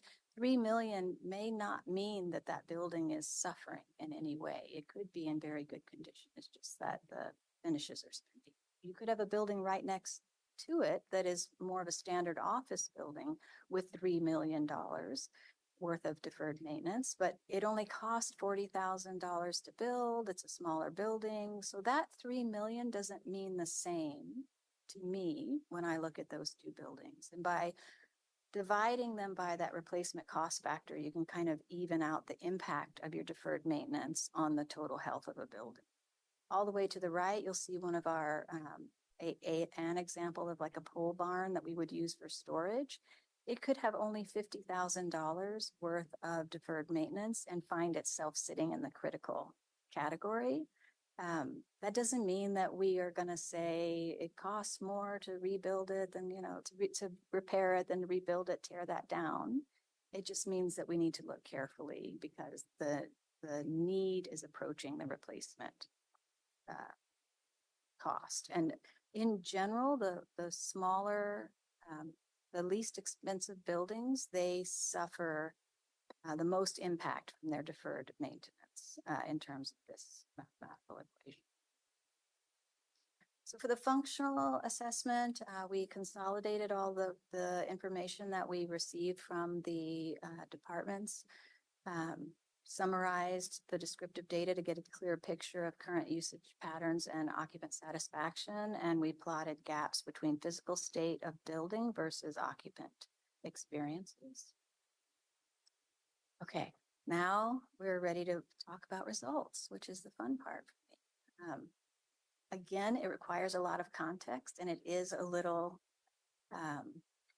there are some ups and downs. So just right off the bat, the FCI for our entire portfolio fell into the poor category. That isn't a terrible thing. It's a very large portfolio. It's just math. It can be dragged down by a few very bad buildings or buoyed by a couple of brand new buildings. We landed right here at the top of poor with a 0.23 score overall. So It's just a number. It's just a number. Remember, no context. is it weighted? No, this is straight up our total cost of all of our deferred maintenance as reported by CBRE divided by our estimated cost to replace. So it does still give us a little information. What it does is it makes me ask a lot of questions right away. From my point of view, the first thing I want to know is what's driving that? How come we're not in good and fair? And I would say the primary cost drivers of that poor score is the age of our portfolio. We have a lot of aging buildings. We don't have a lot of brand new buildings. It's also our habit of increasing square footage without planning for increased O&M. So that's kind of pulling that down. But then I also want to say, why aren't we in the critical? Like, how come we don't have more failing buildings? Because we have had some surprises lately. And Great maintenance team. we do have a great maintenance team. That dedication cannot be underestimated. But we also have a county that has adequately funded maintenance over the years. So we haven't been starving our assets, which is big. That's a really nice thing. One thing on that. Yes. Why I asked the weighted part is because we know we have a jail that's going to cost us 60 million. Mm-hmm. To expand, not replace. No, to fix. To fix. Oh, That's to just fix. our. Sorry. Yeah, So yeah, we got a $60 million price tag already. So you got this behemoth coming in there, screwing up our averages. That's exactly right. That's exactly right. So that's why this number isn't the, gasping and clutching our chest moment. It really is. We've made it through that part. Right. It's just a number and it is impacted by those averages. It's also impacted to the positive end because we have done some major remodels recently. And whenever you do a major remodel, like the one that was done in this building to do the seismic upgrade, you kind of reset the age of a building and you gain a lot of points on your FCI. So this campus-wide or portfolio-wide FCI number, it's just an interesting number that we can watch it move up and down. Is that also why you did not include the wingspan? Because it would have skewed the number? Oh, no, that was my mistake. I Oh, darn. should have included the I think you wingspan. did. I think that was it. I know, that's why we're in the poor, because I left out. The reason I left out the wingspan was because I was trying to be I didn't want to spend money that we didn't have to spend. And I thought, well, we're not going to get any information from that. So why pay for that assessment?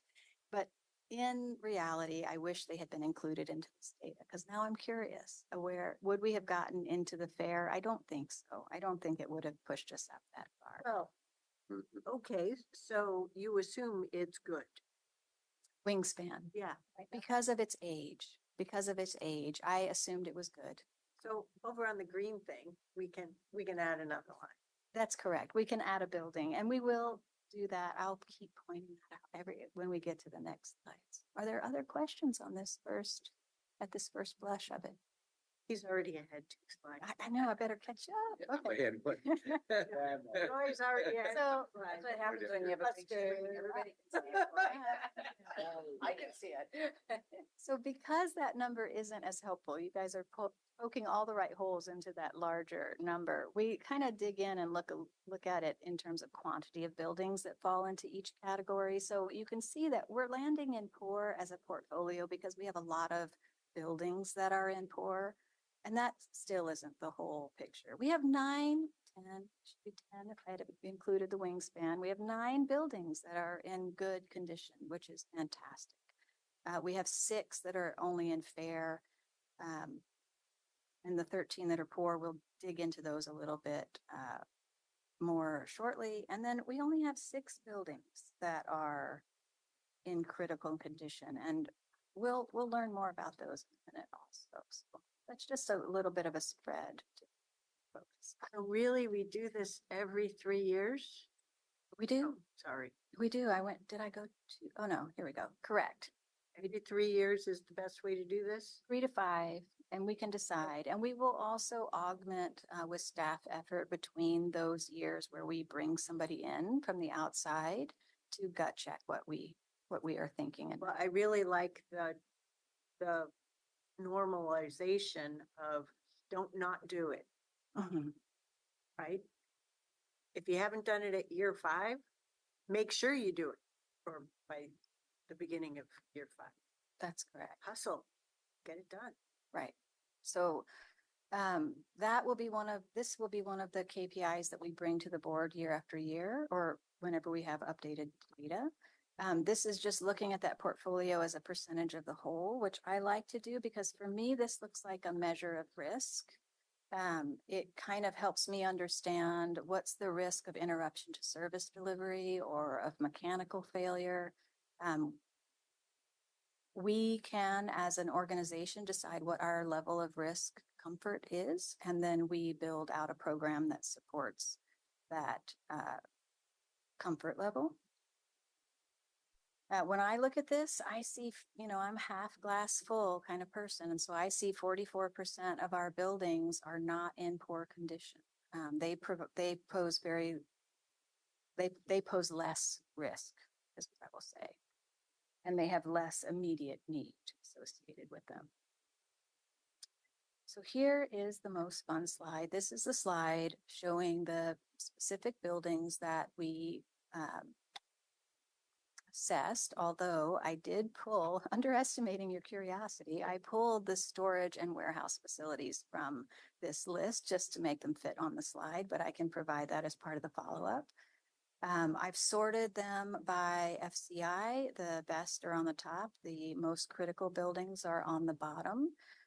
What I would say from the beginning is that the orange line that bisects that table down the center is the statistical median. So 50% of our buildings were over 0.13. So although we landed in the poor as a portfolio, our building health on an individual basis is looking better than what that first number would lead you to believe. And 50% obviously fall below that number. The second thing I would like to point out is that all the buildings that have gold stars associated with them are already on their way up because of investments that we have already made commitments to make in those buildings. Most of these are the critical facilities infrastructure packages are included in the facility infrastructure package. And we will see improvements in that FCI the very next time that we look at it once that work is done.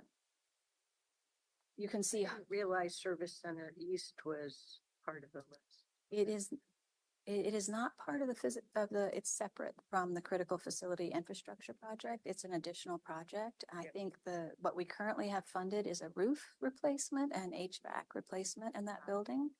The roof often allows water to come into the office spaces below, so it's time. And then on this year's budget, we have made a request for dollars to do the siding and the windows. So it'll be a full brand new building envelope at that building, and it will certainly bring it into fair condition versus poor. So we'll see a lot of movement just because of the commitments that we've already made. So if we focus down on the buildings that fell into the critical category, I want to spend a little time looking at that.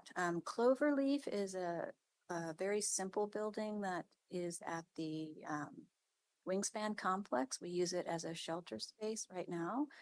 If any of you have been there, you'll know that it is just a plain little building. So it doesn't, the replacement value is low, which means that the fact that the parking lot outside needs to be repaved is driving its FCI down to 0.47. So it's just a minor thing that we need to take care of, that the data is pointing out to us. Hey, take a look at Cloverleaf. It's in the critical. What's driving that? Oh, it's just parking lot. So that's really helpful to understand that just because it's in the critical category, it doesn't mean that it's a system failure or a pending interruption to service delivery. Now the courthouse, yes. That point, are there safety issues attached with the critical piece? Not specifically. So these are all just math based on dollars. So the safety issues get highlighted outside of this process because that's always our lens. Yeah. I assume that. It's just that when you have buildings in the category is critical, I think it's important to ask that question. I agree with you entirely. And what I will say is that like Harkin's house is in the good category at the very top. We're all familiar with that building, but it did have a safety issue that we needed to address right away. So these categories do not relate to health and safety. Okay. So yes. I do have a question on this slide before you stop. Okay. So that's Cloverleaf. And then we have the courthouse, which has the same exact FCI as Cloverleaf, which is a very simple little building. The courthouse is a much more important building. It's larger. It's serving a more critical justice-related delivery of services. That FCI is worrisome to me because I know what goes into the numbers that are dragging that down. There are a lot of aging systems in that building. The primary one, if I had to pick just one to discuss, would be the plumbing. It's cast iron, original to the building in 1905. And so that does not have limitless life. We run into problems with it. Anytime there's a failure in the bathrooms, we struggle because what's behind the walls is a little compromised. So that's something that we will continue elevating in facilities and hopefully make a plan for soon. Facility complex operation and maintenance facilities, that's the old armory building. It also falls into the very simple category that needs very few repairs to bring it back up. Beaverton Health Clinic is a really good example of how we can use this number to drive strategic decisions. That's a house that has been converted to use for a health clinic. That number is low because it really does have a wide range of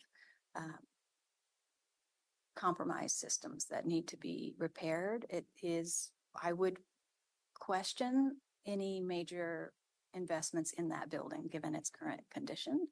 And I would point to this number and we would talk further about it. The Scoggins Valley Park shop, that's just a pole barn. It doesn't even have HVAC. And it maybe should have been excluded because what's dragging that number down to 0.85 is another parking lot condition. So once we pave that parking lot, the math comes up different. And so it moves a little higher onto the scale. No, it's not that big. Okay. It's kind of little. I was thinking of the wrong parking lot. And then Walnut Street Center is another very serious item on this list. That number, the worst FCI you can get, is also a little misleading, but not exactly. So that building is in pretty good condition, really. It got high functional scoring from its occupants. You wouldn't know that it has issues if you walked in the front door on the right day. But it has a seismic upgrade that we need to do for that building. That's a $20 million effort is our estimation of it right now. Because we are planning to do the seismic upgrade, it is maintenance that we are not doing. And one of them is the roof replacement. So if you walk in there on the wrong day, there might be a bucket in the lobby. Because we can't we can, but we are choosing not to spend a lot of money to repair a roof that will get ripped right off to do the seismic upgrade. So that's a decision point. We're either going to do the seismic upgrade and catch up on the deferred maintenance, or we're going to choose not to do the seismic upgrade so that we can move forward with some of those deferred maintenance items before the building's condition begins to suffer. I don't know that we've had the money to fix the roof, though. I mean, replace the roof. We could probably replace the roof out of our building and equipment replacement funds. That is something that we would pursue, but we haven't done that because that would just Because you'd have to wasteful. tear up parts of it for the seismic replacement. That is exactly right. But what I'm wondering about is, I don't know what conditions we need to set on the table, how long it will take us to think about pulling the lever on the seismic replacement of that. So that's where I want this board to hear back on that before we decide to continue defer maintenance for X number of years. That's the quandary I feel like I'm in, right? I understand pretty clearly that we have to expand the jail because we have multiple issues with meeting state requirements. Right? Pre-trial release, the way we've been, I forgot, early releases. Our jurisdictions they continue to be very patient, but they're also displeased about the variable booking. And so we're having repeated offenses. Sorry, rat hole. Anyway. I think what you're saying is that there is a clear story around the need at the jail and what those priorities are. And what facilities needs to do is bring a clear story about Walnut Street. No, I have a fire under my butt already. Oh, On needing to do the seismic okay. improvements on Walnut Street Center. Okay. But I don't have enough budget necessarily to make that happen right now. Correct. And so just for your awareness, outside of the scope of this presentation, facilities is actively pursuing external funds to support that seismic upgrade and will continue to do so. There could be further conversations with finance at some point, but that's a whole nother. Ms. Angie has been responding to the board's need for information, and I know she's going to continue. Let's hold your point Yep, so there, there's a Chair. pin in that one. Yep, put a pin in that one, and because we'll talk through the next steps. And we're building. Yeah. So this is the first time you're hearing this, and yes, there is then prioritization, financial planning that needs to be put in place. Thank you. So another way to look at the physical condition is by building system. So here are the only dollar values that we've included in this presentation. There's that column, the deferred maintenance. Those are the immediate known needs. CBRE calculated those to be $83.5 million. Just as a reference, facilities keeps the deferred maintenance capital improvement list. We already have calculated $107 million worth of deferred maintenance. So that's just an example of the delta between these numbers and how they're just going to be variable over time. We will be taking the items that CBRE identified that we weren't yet aware of and adding them to our DMCI list, so that will go up. The 10-year total maintenance is what they're projecting we need across the whole 10 years. It includes that first year of deferred maintenance, and they have us at $212 million. What I find interesting about this list is that although the numbers will be low, it does tell us relative level of effort. So where do we need to be focusing our attention? It looks like over the years, interiors are going to be failing at a high rate, and that's because of the age of our portfolio, the wear and tear of our daily use. It doesn't mean that's where we'll focus our efforts, because if resources are limited, we may decide to let the interiors fade away for a minute while we address the next need on the list, which is building envelope or fire life safety. That structural line is entirely Walnut Street Center. Or that 20 million is all Walnut. It's all Walnut, that's correct. And then the HVAC will be a big pressure, but that number is kind of low right now because of the projects that we have moving forward already. Vertical transportation is elevators, is that correct? I know, I love that, yes. Elevators and stairs. Stairs. That's why we Oh, need okay. a special word for it, so it can be a little broader. And I do want to point out accessibility there on the bottom, reminding us that that's only the bare minimum code required, but it is not a very large number. So to me, that speaks to the focus that Washington County has had in the past. And it's a nice place for us to start as we work to overachieve and create a more universally accessible environment for folks. Is your grounds pavement? Grounds is any hardscape, but it could also include nuisance trees that need removal because they create a hazard, or it's not just pavement. It could be retaining walls. It could be sprinkler systems. That's right, exactly. So anything that's outside of the I was building. trying to compare it to the two pavement replacements that you talked about. Yeah. So I just wanted to balance the estimate. That's correct. There is a lot of pavement in that estimate. Can I ask a question? I'll direct it to you. You might pivot. I've never had the opportunity of such a wide portfolio and this kind of assessment, this facility condition assessment, preliminary findings, though they may be. Mhm. This inventory that your department has kept on deferred maintenance, realizing that deferring is a choice, right? Are you surprised that it's 107 million just for an organization, or is that a lot for an organization of our size to be carrying? And it's okay to say. I'm gonna pivot to this to answer. Yeah. Was I surprised of the condition of jail, community correction center, and Harkins House, and those being congregate care facilities housing people? And pleased that Laurel started and that was surfaced right away. Was that a surprise? That was absolutely a surprise.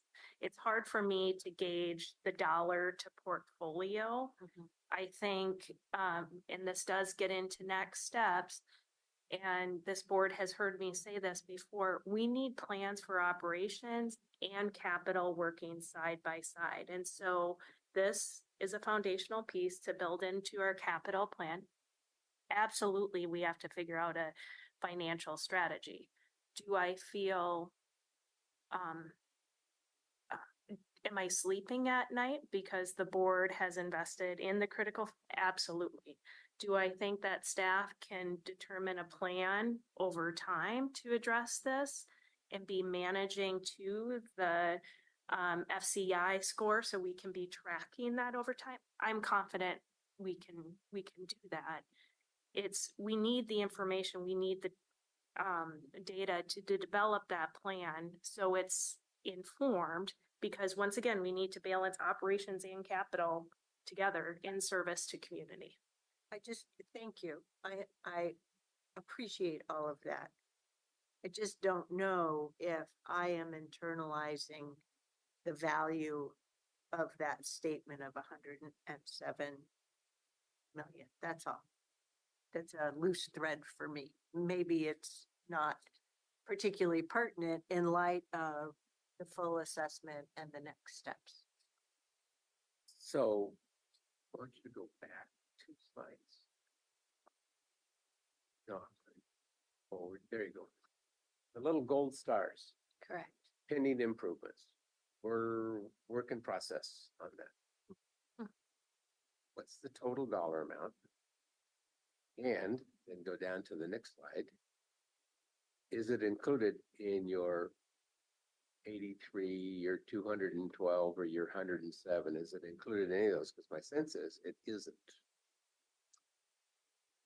It is, that's a very good question. And because you've asked, I'm now doubting myself. It should not be included in those numbers. We have to take that into consideration. I mean, we've got 107 million out there after we just now spend a whole bunch of money on the gold stars. So the number's bigger than 107, sorry, Catherine, but. The number is bigger than 107. That is a number that we need to keep our eye on. There are no, yeah. That's all. Deferred maintenance exists. The deferred maintenance is a fact of life. It just will always be. So this is Please deferred remember- beyond what we're doing with the gold star. Yeah. Okay, Correct. I would agree with you on that. Correct. So in conscious decisions to defer maintenance based on the subject matter expertise of our facilities team is not a bad thing, because you can prioritize spending in other areas that need that spending. Deferred maintenance, because we don't have a plan or a funding source, and we have failing, is not where we want to be. Absolutely. That's where we've been building ourselves out of. Got it. Trying to use the phrasing. Well, quite frankly, I mean, you've got a 10-year total up there, but we're gonna be chasing this thing for the next 10 years, in which case there'll be a new list. That's correct. And No. You catch up and then you keep up. We're doing we have more catch up to do before we ever get to keep up. Take a look at our school district and what they've got in their old 100-year building. This is a pittance of what they're dealing with. You got 2 ways to do it. You bond out it or you start planning. And your budget would take another hit of about 10 to 15 million a year just to do maintenance on renovation. And why you never catch up is because things keep getting old. So that's the problem. And so it's just a fact of life. Just like us, we get more expensive as we get older. We got more to do. And more things break down. More things break down. Well, at least we have inventories we've never had before. Yeah, absolutely. This is a good process. I don't think Roy or I are saying anything No, negative about this. This is just, it's a reality thing. That's what we expected to see was, this is what the picture looks like. Now what do we do with it? Because like I said, and like Roy said, you wanna fix this in a fast fashion, you bond it. And you get on with it, because otherwise, if we take 10 years to do this, we'll have a new list of 10 years. We'll be chasing that train forever. Well, and going back to what the chair said, it's also why it's so important that we do this every 3 to 5 years. It's because you'll be able to capture more of that going into future CIPs.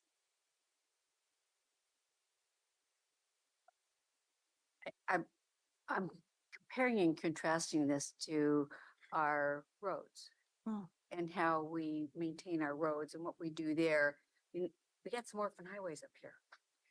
So it's kind of, it's interesting to me that, we've let some things go and focused in other areas. I'm just, But in transportation, we don't own the orphan highways state. that's true. Here, we own it all. Yeah, that's very true.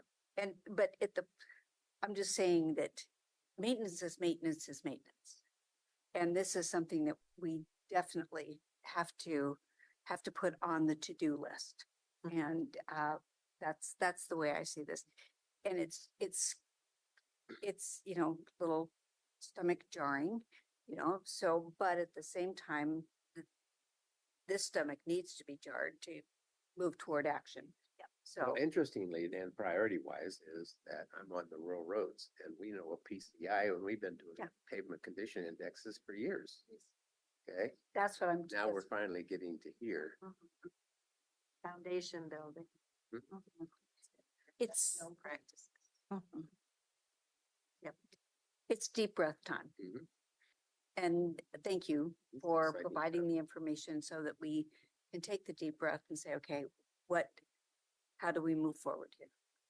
You're welcome for that. And Keep going, we got other okay, slides. okay, here we go. So the other thing I want to point out is that when we sort things by need and building system, we found that the predicted need did really align with the department's surveys. So functional assessment, the results from the functional assessment are shown here in terms of the elements that we looked at. The average score or the total score was 1 to 5 per category. And we see that the thing that people were most unhappy about in their buildings were acoustics. We get requests that are generated because it's too loud in here, but we also get requests that it's too quiet in here and there's nothing to distract from the focus on my private conversation. So Would love that. Huh. That's So what you it- have white noise. That's right. It can be. And where does that happen? I'm not naming names. The challenge with We can move you to a different office. Not a problem. the challenge with acoustics is that they can be spendy to correct, and our buildings aren't always built from the start to manage acoustics very well, so that's problematic. The second highest detriment to service delivery was the condition of program-specific equipment and needs. So that would be like higher security needs or specialized equipment like walk-in freezers and things like that. And then aesthetics are not making people very happy. And temperature control and ventilation there, that's kind of our top tier. If you go to the bottom and work our way up, the thing that people were most satisfied with is their workspace furniture. And that is a compliment to our capital projects team who established a standard years ago and has worked very hard to make sure that we consistently apply that so that when you walk into someone's office, you'll see our campus standard there. Technology that was available to teams was doing a good job of supporting their service delivery. Functional adequacy was a measure of space layout. The lighting they're also very pleased with. And the building features and amenities scored relatively high. That would be like lactation rooms and conference rooms and lobbies. So when we take the functional assessment data and plot it next to the facility condition data, I really thought that we would see a very direct correlation between the condition of the building and staff satisfaction with the building. The fact that we did not see that tells me a few things. It first makes me wonder if we asked the right questions. Did we ask about the right 14 elements, or did we word our questions to get the information that we needed? But it also drives home the importance of looking at functional performance separate from the condition of the building, because staff's experience isn't directly tied to the condition of the building, but it is an important element of the service delivery. In general, their responses to how well this building serves their needs was kind of meh. It ranged between 75 and 45%. There was nobody that was really over the top and nobody that felt like the building was an obstacle to their ability to deliver the services that they are charged with delivering. So in general, from this slide, I just feel like it drives home the importance of improving our focus on planning and programming when we're assigning space to departments. We need to make sure that we're thinking about the full picture, not just the condition of the building. So as we have all of that data that we just walked through, I feel like it's an excellent tool that we'll be using moving forward to inform all of the work that we're doing as a team to build the One Washington County centralized management structure and produce those measurable outcomes that the board is looking for. This is kind of an example of how we'll be doing that. We can take this data and we can overlay it with other information like board priorities or energy efficiency, facility operation standards that we establish together, different facility age, service level standards, and departmental goals. And we can apply that or overlay that to the facility condition index and just see some simple overviews of the data. For example, in this example, which is not our portfolio, you know, at a glance, you can tell which are the high priority facilities in good condition. And maybe that's where we continue funneling resources, or maybe what we really need to look at are the high priority facilities that are in poor condition. Do we just starve the low priority facilities in poor condition? You know, like it just will allow us to have some interesting conversations. You're gonna do that. Correct. For you. That's right. That'll be interesting. I think so.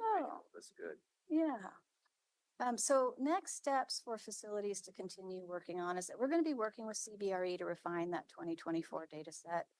We're also going to select the KPIs that we want to focus on. We're going to update the deferred maintenance and capital improvement list with new items that came up during the inspections. And we're going to increase the confidence we have in those estimates by adding on the in-house expertise to them. We're going to incorporate them into the 5-year improvement plan. So you'll start to see those popping up in the capital improvement plan. And we will plan to repeat this exercise every 3 to 5 years to make sure that we're monitoring our performance. And we will review and update all of this data in the in-between years using staff power. Oh, there's something about next steps I don't get. Okay. Yes. Are we going to have anything to do in the next year? Are we going to have anything to do in the next 2 years? We being the board. Yes. So with Anne joining the team, and by the way, this is day 5. 5. I know I was brilliant today. Anne. Yep. And She's up. Right, exactly. It's gonna be great. Good job. Thank you. Keep it up. Part of Anne's Now, there's a better analysis. Better to have think people think Oh, yes. versus. Sorry. That's too much fun. No, I gotta get my whole mind back on Thank you. track. I'm excited. So part of Anne's kind of expertise that she's bringing in her career history has been working on capital projects, facility planning, and long-range financial planning. So within Anne's portfolio is facility, fleet, and parks, also known as FFP, the acronym. And she is also a liaison to finance. So Anne will be working very closely with Laurel and Greg to determine what are some financial scenarios that we need to bring back to your board, because there are some policy questions and choices and trade-offs as we move forward.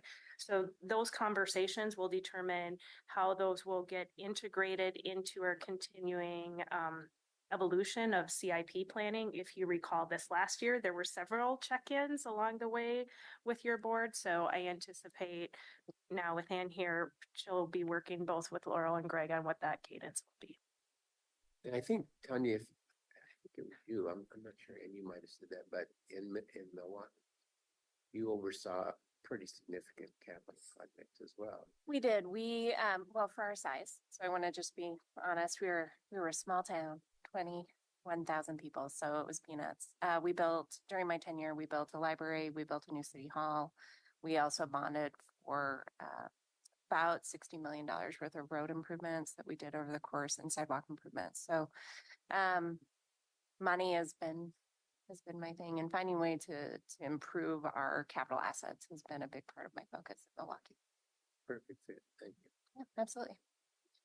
So before you move off of this, I realized that part of what I don't know is, and I don't know that three of us know, let alone all five of us, when the improvements were made to this building into phases. Not only was there the seismic retrofit, there was fixing the historic flooding and water intrusion from the river flowing underneath this building. But also there were significant tenant improvements, such as finishing fixtures in some areas, not everywhere. So what I would appreciate having before we end the next fiscal year is a summary of that contract and which part of it paid for the seismic improvement versus the everything else's. And I know that there were choices made in the delivery of that. And so I'm just looking for the post project analysis. I'm not questioning it at all, but I would like a grounding in terms of, given the scale of this building, and it is just an office building, it is one point of reference for a seismic retrofit of an existing building. And there may be others as well, but that would help me in terms of these next steps. That's one big question mark. So Roy, do you remember the cost of that doing all? But it building? had different things and they cut out all. She's right. We can follow up with that information. I do want to go back, Chair, to your question around next steps and board involvement. And I want to ground us that the facility condition index is based on existing facilities. Your board's leadership is guiding us through the jail capacity study process on looking at expansion of the jail. We know that on our legislative agenda is support and request for state funding for courthouse replacement. So that we're going to need to balance in these conversations and simultaneously taking care of what we have while we're meeting the demands of service growth in a growing county in this financial conversation.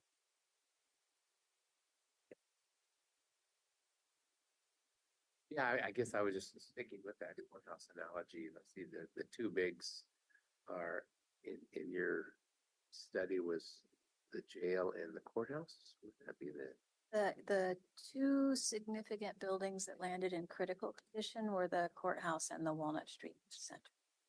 yeah, okay. Still our archives. Like, too. Well, the archives are out at Walnut Street, but their building is not as nice as the Walnut Street Center. Archives are currently held in a storage building out on the far end of that lot. This building is the administrative building that we're And I don't know that I'd want to be in the Beaverton Health Clinic for any type of earthquake shaking. I don't think we get to choose. Good point. Good point. If you choose to never go there, minimize the odds. Okay, let's keep going and then we'll open the floor for questions. So really, there was just the recap of today's presentation. We have our first ever FCA, which is just an accurate snapshot of existing conditions. The facilities team is going to continue building on this effort over time.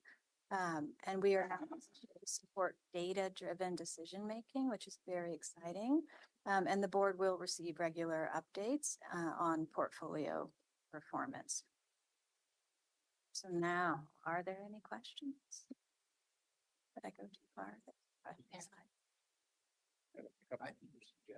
Go ahead. No, go ahead. I was just gonna say, we had a good dialogue throughout this slide, so I don't have any questions except to say thank you for finally bringing us something that we wanted for several years now. And we can no longer say we didn't know, unless it's a building you didn't choose. Unless it's one of those insignificant. The wingspan. So anyway, thank you. It's good info. Yeah, thank you. I appreciate that. My suggestions would be is put whatever documentation you're putting together to have some kind of a overarching page that will show the population. Talked about that. That's run done, and I'll get to the new stuff. Would be population, and I don't know whether the population in facilities is really indicative of the value. So I mean, I could have 50 projects, of which I did 30 of them, and the 30 of them are 30 million, the remaining 20 are 400. So I don't know the value, because you don't disclose that, but maybe some values are there. And then some other suggestions I'd have is what you project isn't included here. Because this board, if you're gonna do it next year, years after, the boards are gonna look and say, well, gee, I thought I had about 10 to 15, that's what I was telling Greg Munn in a different conversation. I think you got about 10 to 15 million of maintenance every year you're gonna have to do, no matter whether you have this or you have a CIP. How are you gonna fund it? It's either gonna be a large bond issue or it's gonna be some annual funding. So what does that nut look like so that they're aware? So that they don't start putting aside 10 million a year. I'm just saying they had it if they did. Unlike the roads where you've got a funding source, they don't have a funding source. So try to put 10 million, so that you say, well, no, it's not really 10, it's 10 plus another 5 or 6 or 7. And those excluded assets like wingspan, that's looks shiny today, and 10 years in, will look so shiny. So maybe you could help project so that the board has some idea as to where they're going, not where they are at a point in time. So that's just my suggestion. Thank you. Yeah. Questions for me? Thank you for the dialogue. I agree. It's been a lot to digest. It's a lot. Thank you. Thank you. Commissioner Treese? I've been asking my questions as we've gone along, and I thank you for the presentation. I'm continuing to take my deep breaths and look to the future, and glad that we're on this path. That's the most important message. Thanks for the work, and glad that we're moving forward. So I have a few different questions that don't need to be answered today. But we do know that various departments are already crunched for space, or as we impact one part of the balloon, another part pops out, such as Sheriff's Office Administration, parole, not parole, HR, finance, and IT. And so I'm wondering, at what point do we get an assessment of the space needs we have now versus, and we do have projections for population growth that go out per PSU for another 10, 20 years. So I want to try and get that in the mix. And 4 of us know that we acquired the Adams Street corner property over there because it was opportunistic. I assume that was in this building mix. So anyway, just a few questions on that. I have a question about maintenance. So tenant improvements have been made in PSB, but I'm really proud of the organization for doing this work, but there are some state of affairs that I'm not so proud of. And I'm really wondering, when will the PSB bathrooms get floor to ceiling deep cleaning? They really need a sanitary cleaning. Then I'm wondering, you had on the next step slide, I'm wondering for these first 5 bullets. Should I be thinking that these first 5 bullets will be worked on within the next fiscal year? These are all, yes, correct. These are immediate current actions that we are taking. Oh, okay. Right. Yeah, and you will see items from this effort will end up on the 5-year capital improvement plan for next fiscal year. Okay. Okay. So, thank you. My last question is, I want to make sure that there's a cycle that's normalized. So you talked about doing this facility condition assessment every 3 to 5 years. I don't know within these next steps and our CIP planning what your best estimate will be, and I'm fine with a plan for a plan in terms of the time frame for catching up, a vision to get to keep up. And I don't know that we as a full board have the same view on what it will take to get to the keep up standpoint. And I don't know if that's something that's already in your thinking for this next fiscal year, or if it's something to work towards longer term. So we will provide that in a written update, that timing to your board. We'll maybe wait till Anne's here for 10 days before. But as I shared, Anne will be working both with Greg Munn and also Laurel and team. So we'll determine when within this upcoming fiscal year to start that conversation with the board. It really is important that it come this next fiscal year because we are still working within our same structural fiscal state at Washington County, and we are starting to look at the expansion of our footprint, such as the jail capacity study. So this is the time to bring that forward this next fiscal year. So we'll follow up. Okay. And I'm not calling it the jail capacity study anymore since it's jail and community corrections, right? That's community corrections. Correct. Yep. It should. Yep. Just like the first plan was the first master plan from 2007. You had another question? I do have a question, and I'm not sure that this is a question for you two or it's a question for us collectively, and that is, I assume that as we look at this, one of the key elements was the courthouse. So how does our planning for a new courthouse overlap with that, and how do we? But we don't have the money for a new courthouse planning yet. I'm just saying for the, yes, I understand that, but hopefully within. You've seen it laid out in the October roundtable. Yep. You've got an estimated timeline. Yeah, but there are things that we need to do before that. Okay. Yep. All righty, job well done. Thank you for all this time and effort. Not a bad set of preliminary results. No. Why did you Good do work. preliminary versus initial? Oh, I have no idea. Preliminary. I wonder what the distinction is between a preliminary versus initial. Initial being first, preliminary meaning Early. early. Yeah. And Chair, I know we've been dismissed, but I also just want to call out how impressive Laurel has been over the last 5 days. The amount, the quality of what you have, her and her staff is really impressive. Yep. Thank you. Thanks for your, she's been helping us through a lot. Her short time with us too. What, 2.5 years? Yeah, pretty amazing. Yep. You've got us investing 65 million in 2.5 years. What are the next 2.5 years? Watch out.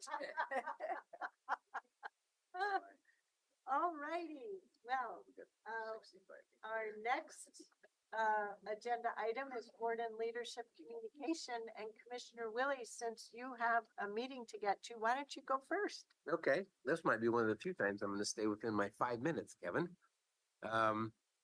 So yeah, obviously, let's see, budgets that came out last week. Also had a fair board meeting.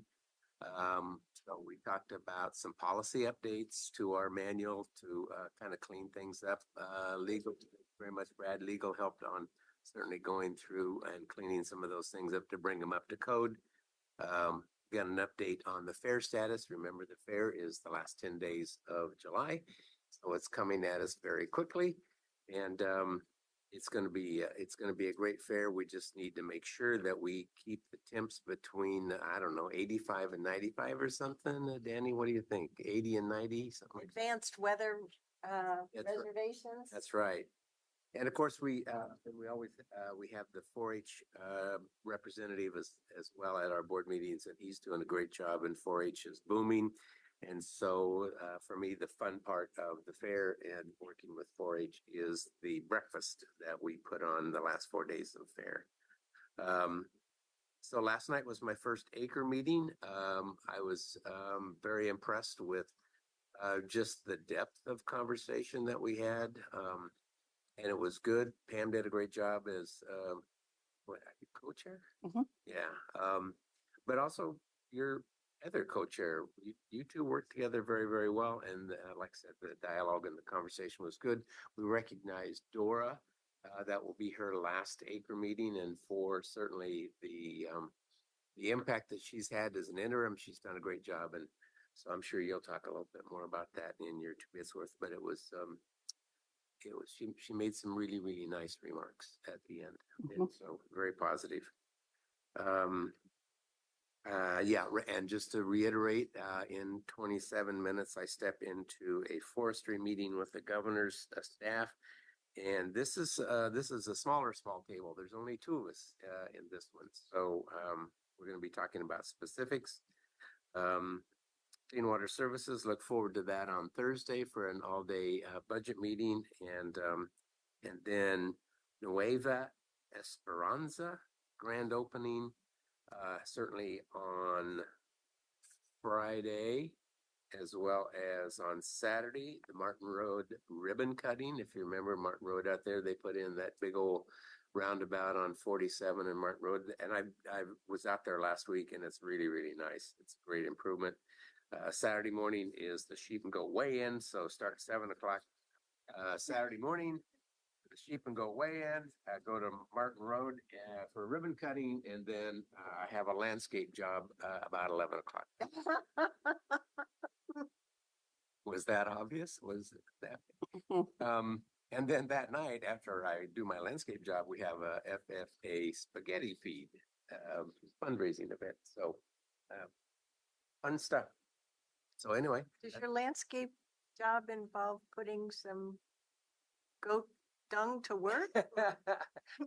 I don't get to take any goat dung with me when I. That's why I laughed. I thought you were segueing to the section. No. So It's like zoo do. No, I just supervise and observe the landscape job. I don't actually facilitate that. Okay, and try not to mess it up. So anyway, thank you very much, everybody.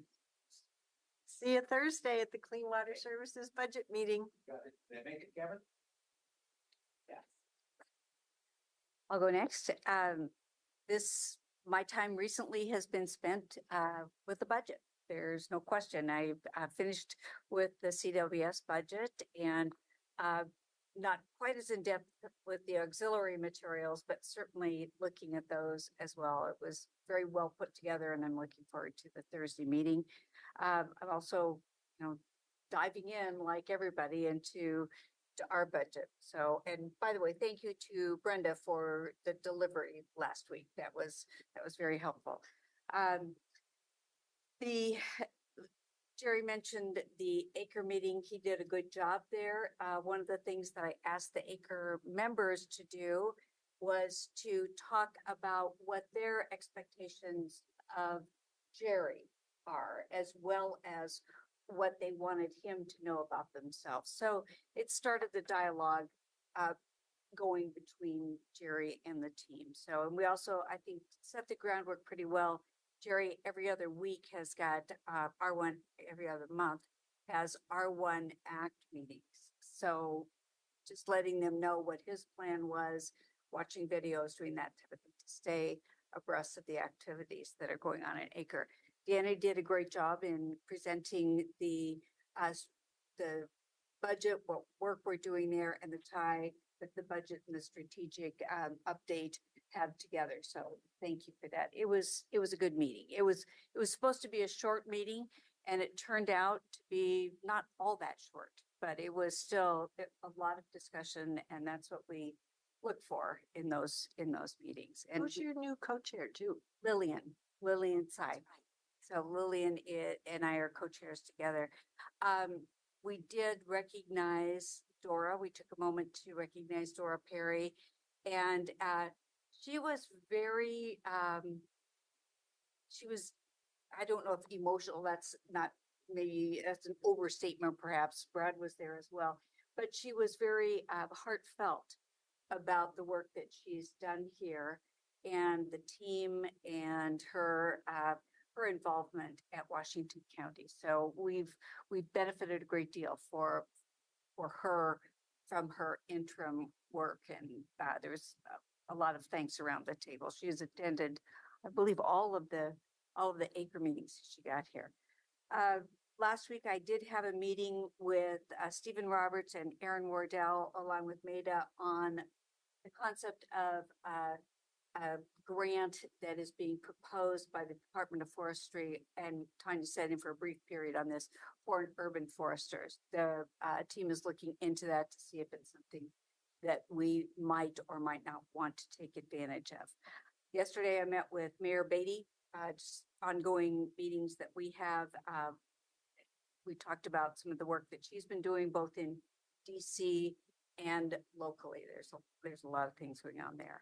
I have an ERMDAC meeting this week right after, I believe it's after the budget meeting on clean water services. That is about everything for me. Great. I'll follow suit. I've been busy with the budget. I'm ready for you, clean water services on Thursday. And with that, I don't have any additional updates. Jerry? Oh. Right, Roy? I know you're confused. We look a lot alike. Jerry usually goes last. I know he does a lot. You've seen my schedule pretty much. It's on send out. One of the things that Tim Rossner asked, did you have his letter? Or you were going to? Oh, yeah. He's got a application for some broadband grants he wants to do, and asked that any of us would sign on. I said I would. I know we're just meeting with him. Lisa, she's going to sign on. I thought the letter would be here, so we all would have a chance to do it. But it's very time sensitive, so that's interesting. By the way, on your budget, I've gone through that as well, and I told you that verbally the other day that 3 documents, both of them are done really, really well. I appreciate not only that it's easy to read, but I also appreciate that in one day you can accomplish $600 million that needs to be gone through. So you are very efficient with how you do things. So that's very good. Beyond that, I'm meeting with Greg Martin this Friday. I want to talk to him a bit about that. Why it would take a bit longer in some of our layouts. So stop. Okay. Greg Munn has been with us how long? 2 years? Yes. Yeah. So I know Ms. Angie's been working with him in instituting and normalizing best practices. So you may want to include Ms. Angie in that meeting. Sure. Since he reports to her as well. So, alrighty. I attended the 2 what Metro called optional subgroup meetings of the Regional Housing Stakeholder Advisory Table. I was the only elected official who actually did so. Some of the other elected officials sent staff. Also last week, the Tualatin State of the City address was Thursday morning, and the Bank State of the City in the early afternoon. They were both very interesting and part of the city's spring season of State of the Cities. Coming up, yet again, another monthly Tri-County Planning Body meeting. I'm just so excited on yet again another SHS meeting. But there's also a meeting between us, Washington County and Beaverton on the permanent shelter. Looking forward to the CWS budget meeting. And then next week, we'll all be together 4 days of the 5 days. Tuesday board meetings, Wednesday, Thursday, Friday budget meetings. And I know we're going to have the benefit of some reinforced knowledge and bringing things to life. So staff, thank you very much for the great presentations that I know you're working on. And yes, I very much appreciate the home delivery of the revised budget book. I join Commissioner Treese in that. Thank you. That's it for me. I'm tired of reading budget, by the way, my eyes. I'm not looking up enough and exercising my eyes with distant reading. I need to learn to do a better job there. So I'd like to give the board a quick update just on elections. I know the board had mentioned this at the end of your board meeting today. Our elections division has sent out nearly 400,000 ballots last week. I just have to say I continue to get am amazed by that team and just the processes that they have in place. From security to accuracy, it is just impressive in the professionalism and integrity. Frankly, it just makes me proud to be able to serve alongside them. Of the about 5,800 of the ballots, or 1.5%, have already been received. Chair, I heard you share today. Oh, Commissioner Treese, you already completed yours too. Mine's in my purse. I just need to drop it off. If you hear, and this is important, and I actually state this every year, if you hear voters having not received their ballots after today, please have them contact Elections Office, either via the website and or 503-846-5800. I would also help spread the word and encourage others to sign up for ballot tracks, because that is it just helps build that confidence. Where's your ballot? Oh, it's in my mailbox. Oh, it's been received, and just track it through the process. I've already received my phone call saying it was received and recorded. So it's really Call or text. It was a text. I got a text. And I had it played to me. That's why I got it. Yeah, that's how I knew this morning. Yeah, me too. Yeah. And sign up for ballot tracks can be easily done through the county's website. Yes. And they include a card with your ballot to sign up. Mm-hmm. It's right there. Easy directions. So as community members complete their ballots, they can be delivered to our Washington County elections either by mail or through the official drop box sites until 8 p.m. on election day, which is May 21st. Ballots mailed back must be postmarked on or before election day. No postage is needed when returning a ballot in the official ballot return envelope. And Washington County has 21 official drop locations, all of which are available and accessible 24 hours a day. And I should note that we did add one new location this year, and that's at Westside Commons. Thank you to Commissioner Treese and Commissioner Willie for recognizing Dora. Dora's last day will be the end of this month. She has graciously stayed longer than expected. This has been a longer than expected hiring process for the equity officer because we wanted to really take our time with stakeholder interviews. And then there's building the portfolio. And oh, by the way, we had over 200 applications. So the screening, so the screening process took much longer. So hopefully we will know next steps in the near future. We did have some in-person interviews just this week. Dora, Dora has her own private consulting firm. And so she actually put clients on hold to be able to take this position here, which I greatly appreciate. And she needs to get back to those clients too, because she needs that ongoing work. So in the transitionary time, Danny Ledesma will be stepping in to that leadership role and helping be a bridge, which hopefully won't be too long. And that concludes my update. Thank you. Hey there, Mr. Anderson. How was the conference or conferences? So, really good conferences. The first one was for government lawyers in Oregon, down at the Oregon State Bar. I was the master of ceremonies for that particular meeting, and like I informed you, Erin Doyle presented. She's always a great presenter on legislative happenings down in Salem, particularly as it relates to government lawyers and government entities. And then I was in New Orleans at a conference and was that I'm also on the steering committee on. I'm cycling off of that now. But it was about public health law, and it was more the practical issues that come up on day to day. It was less academic and, how do we work through these things?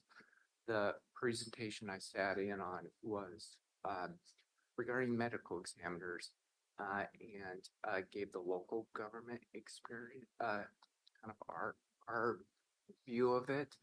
CDC kind of did a survey of all states, how they do it. And the one thing I learned is you see one state, And then we had an individual from South Carolina that gave kind of the state perspective.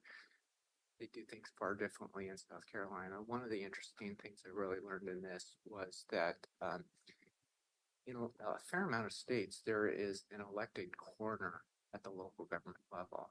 And we just don't have that here in Oregon. And then I gave the local government experience and kind of focused on how we're trying to improve our system here in Oregon right now, and made a lot of queries to folks in other states to try to figure out if there's a better way to do this. And Virginia seems to have some interesting ways on how they run their system, but everybody does it differently. That's the bottom line. And everybody's looking for pathologists to do the autopsy piece, high demand, and they can make a lot more money doing other things than just doing autopsies. So it's going to be a challenging area. Biotech field is really drawing them down. Oh yeah, well, and what I learned is you can make a lot more money testifying in court on cause of death. Then, Expert witnesses. yes. So But you have to have experience to be an expert witness. well, right, and that's retention. Mhm. So it's an area that it's going to take a while to fix. The last thing I want to talk about is we informed you that we got a decision in the Schwartz case. And as you may recall, that was the challenge to the county's flavored tobacco ban, Ordinance 878. The Court of Appeals ruled in our favor, finding that state law did not preempt the county from enacting the ordinance. And beyond that, had a lot of good things to talk about home rule and upholding home rule for counties. So what's next? That's always the question. So we're not going to start enacting the ordinance today. What has to happen next is it gets remanded to the circuit court, the local court, to enter an order, basically, supporting the county's ordinance. We expect petitioners to petition for review to the Supreme Court. Now, the Supreme Court doesn't have to hear the case. So we'll see what the Supreme Court decides to do. What kind of, That takes do we have to wait a year for that? Like Supreme Court, you can petition, but they only have a season where they work on their work plan? So it's not like the United States Supreme Court, where they take the cases, in year-long increments. But our court has been generally pretty quick on responding on whether they're going to hear a petition for review or not.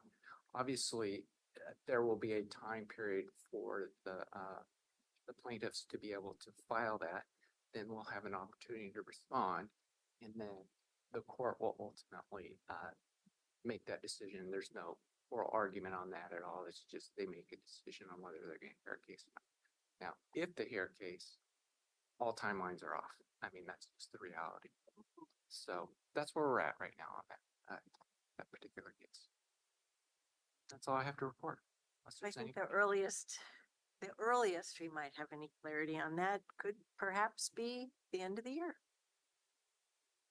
Yeah, I wouldn't expect anything before then. Yeah. Well, hi there, Diane, Clean Water Services.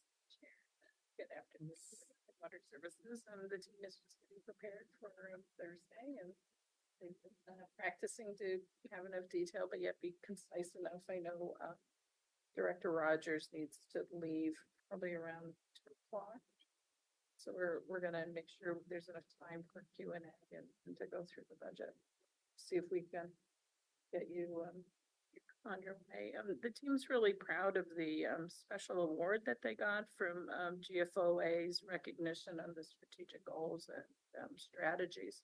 So it's something that the team's really proud of, and that was that document for the roadmaps. And they're going to be linking those strategies then with the CAP program and really beginning to forecast our operating expenses in the future. It's a big lift, and the team is actively working on that.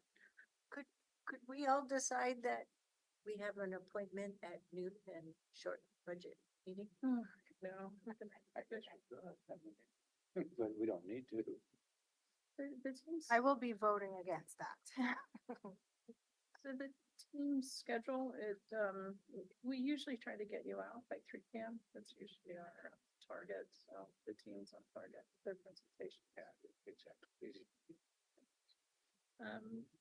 So right now the Payday. Oh. I ate mine already. Did you eat too. yours already? We have another one. I might need another one.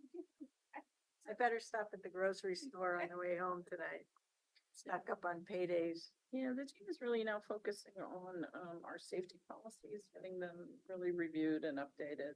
It's really important. There's been some changes in the law as it relates to when you have construction sites with a contractor, and then you have staff that's also within the contractor's area of their work. So we're looking at all of those changes and getting ourselves updated. So the team's busy, and can't believe it's towards the end of the year already. So you're starting to see the chemical renewals and all of It's the end of the fiscal year. First Yeah. there was Yeah, chemicals and all sorts of things. You're seeing all that on the consent calendar, but thank you. I just saw the second half of the year flash before my eyes. Clear. I should have known. Well, thank you. It goes like that. All righty. Well, unless anybody has anything else, we get to adjourn our work session. Thank you.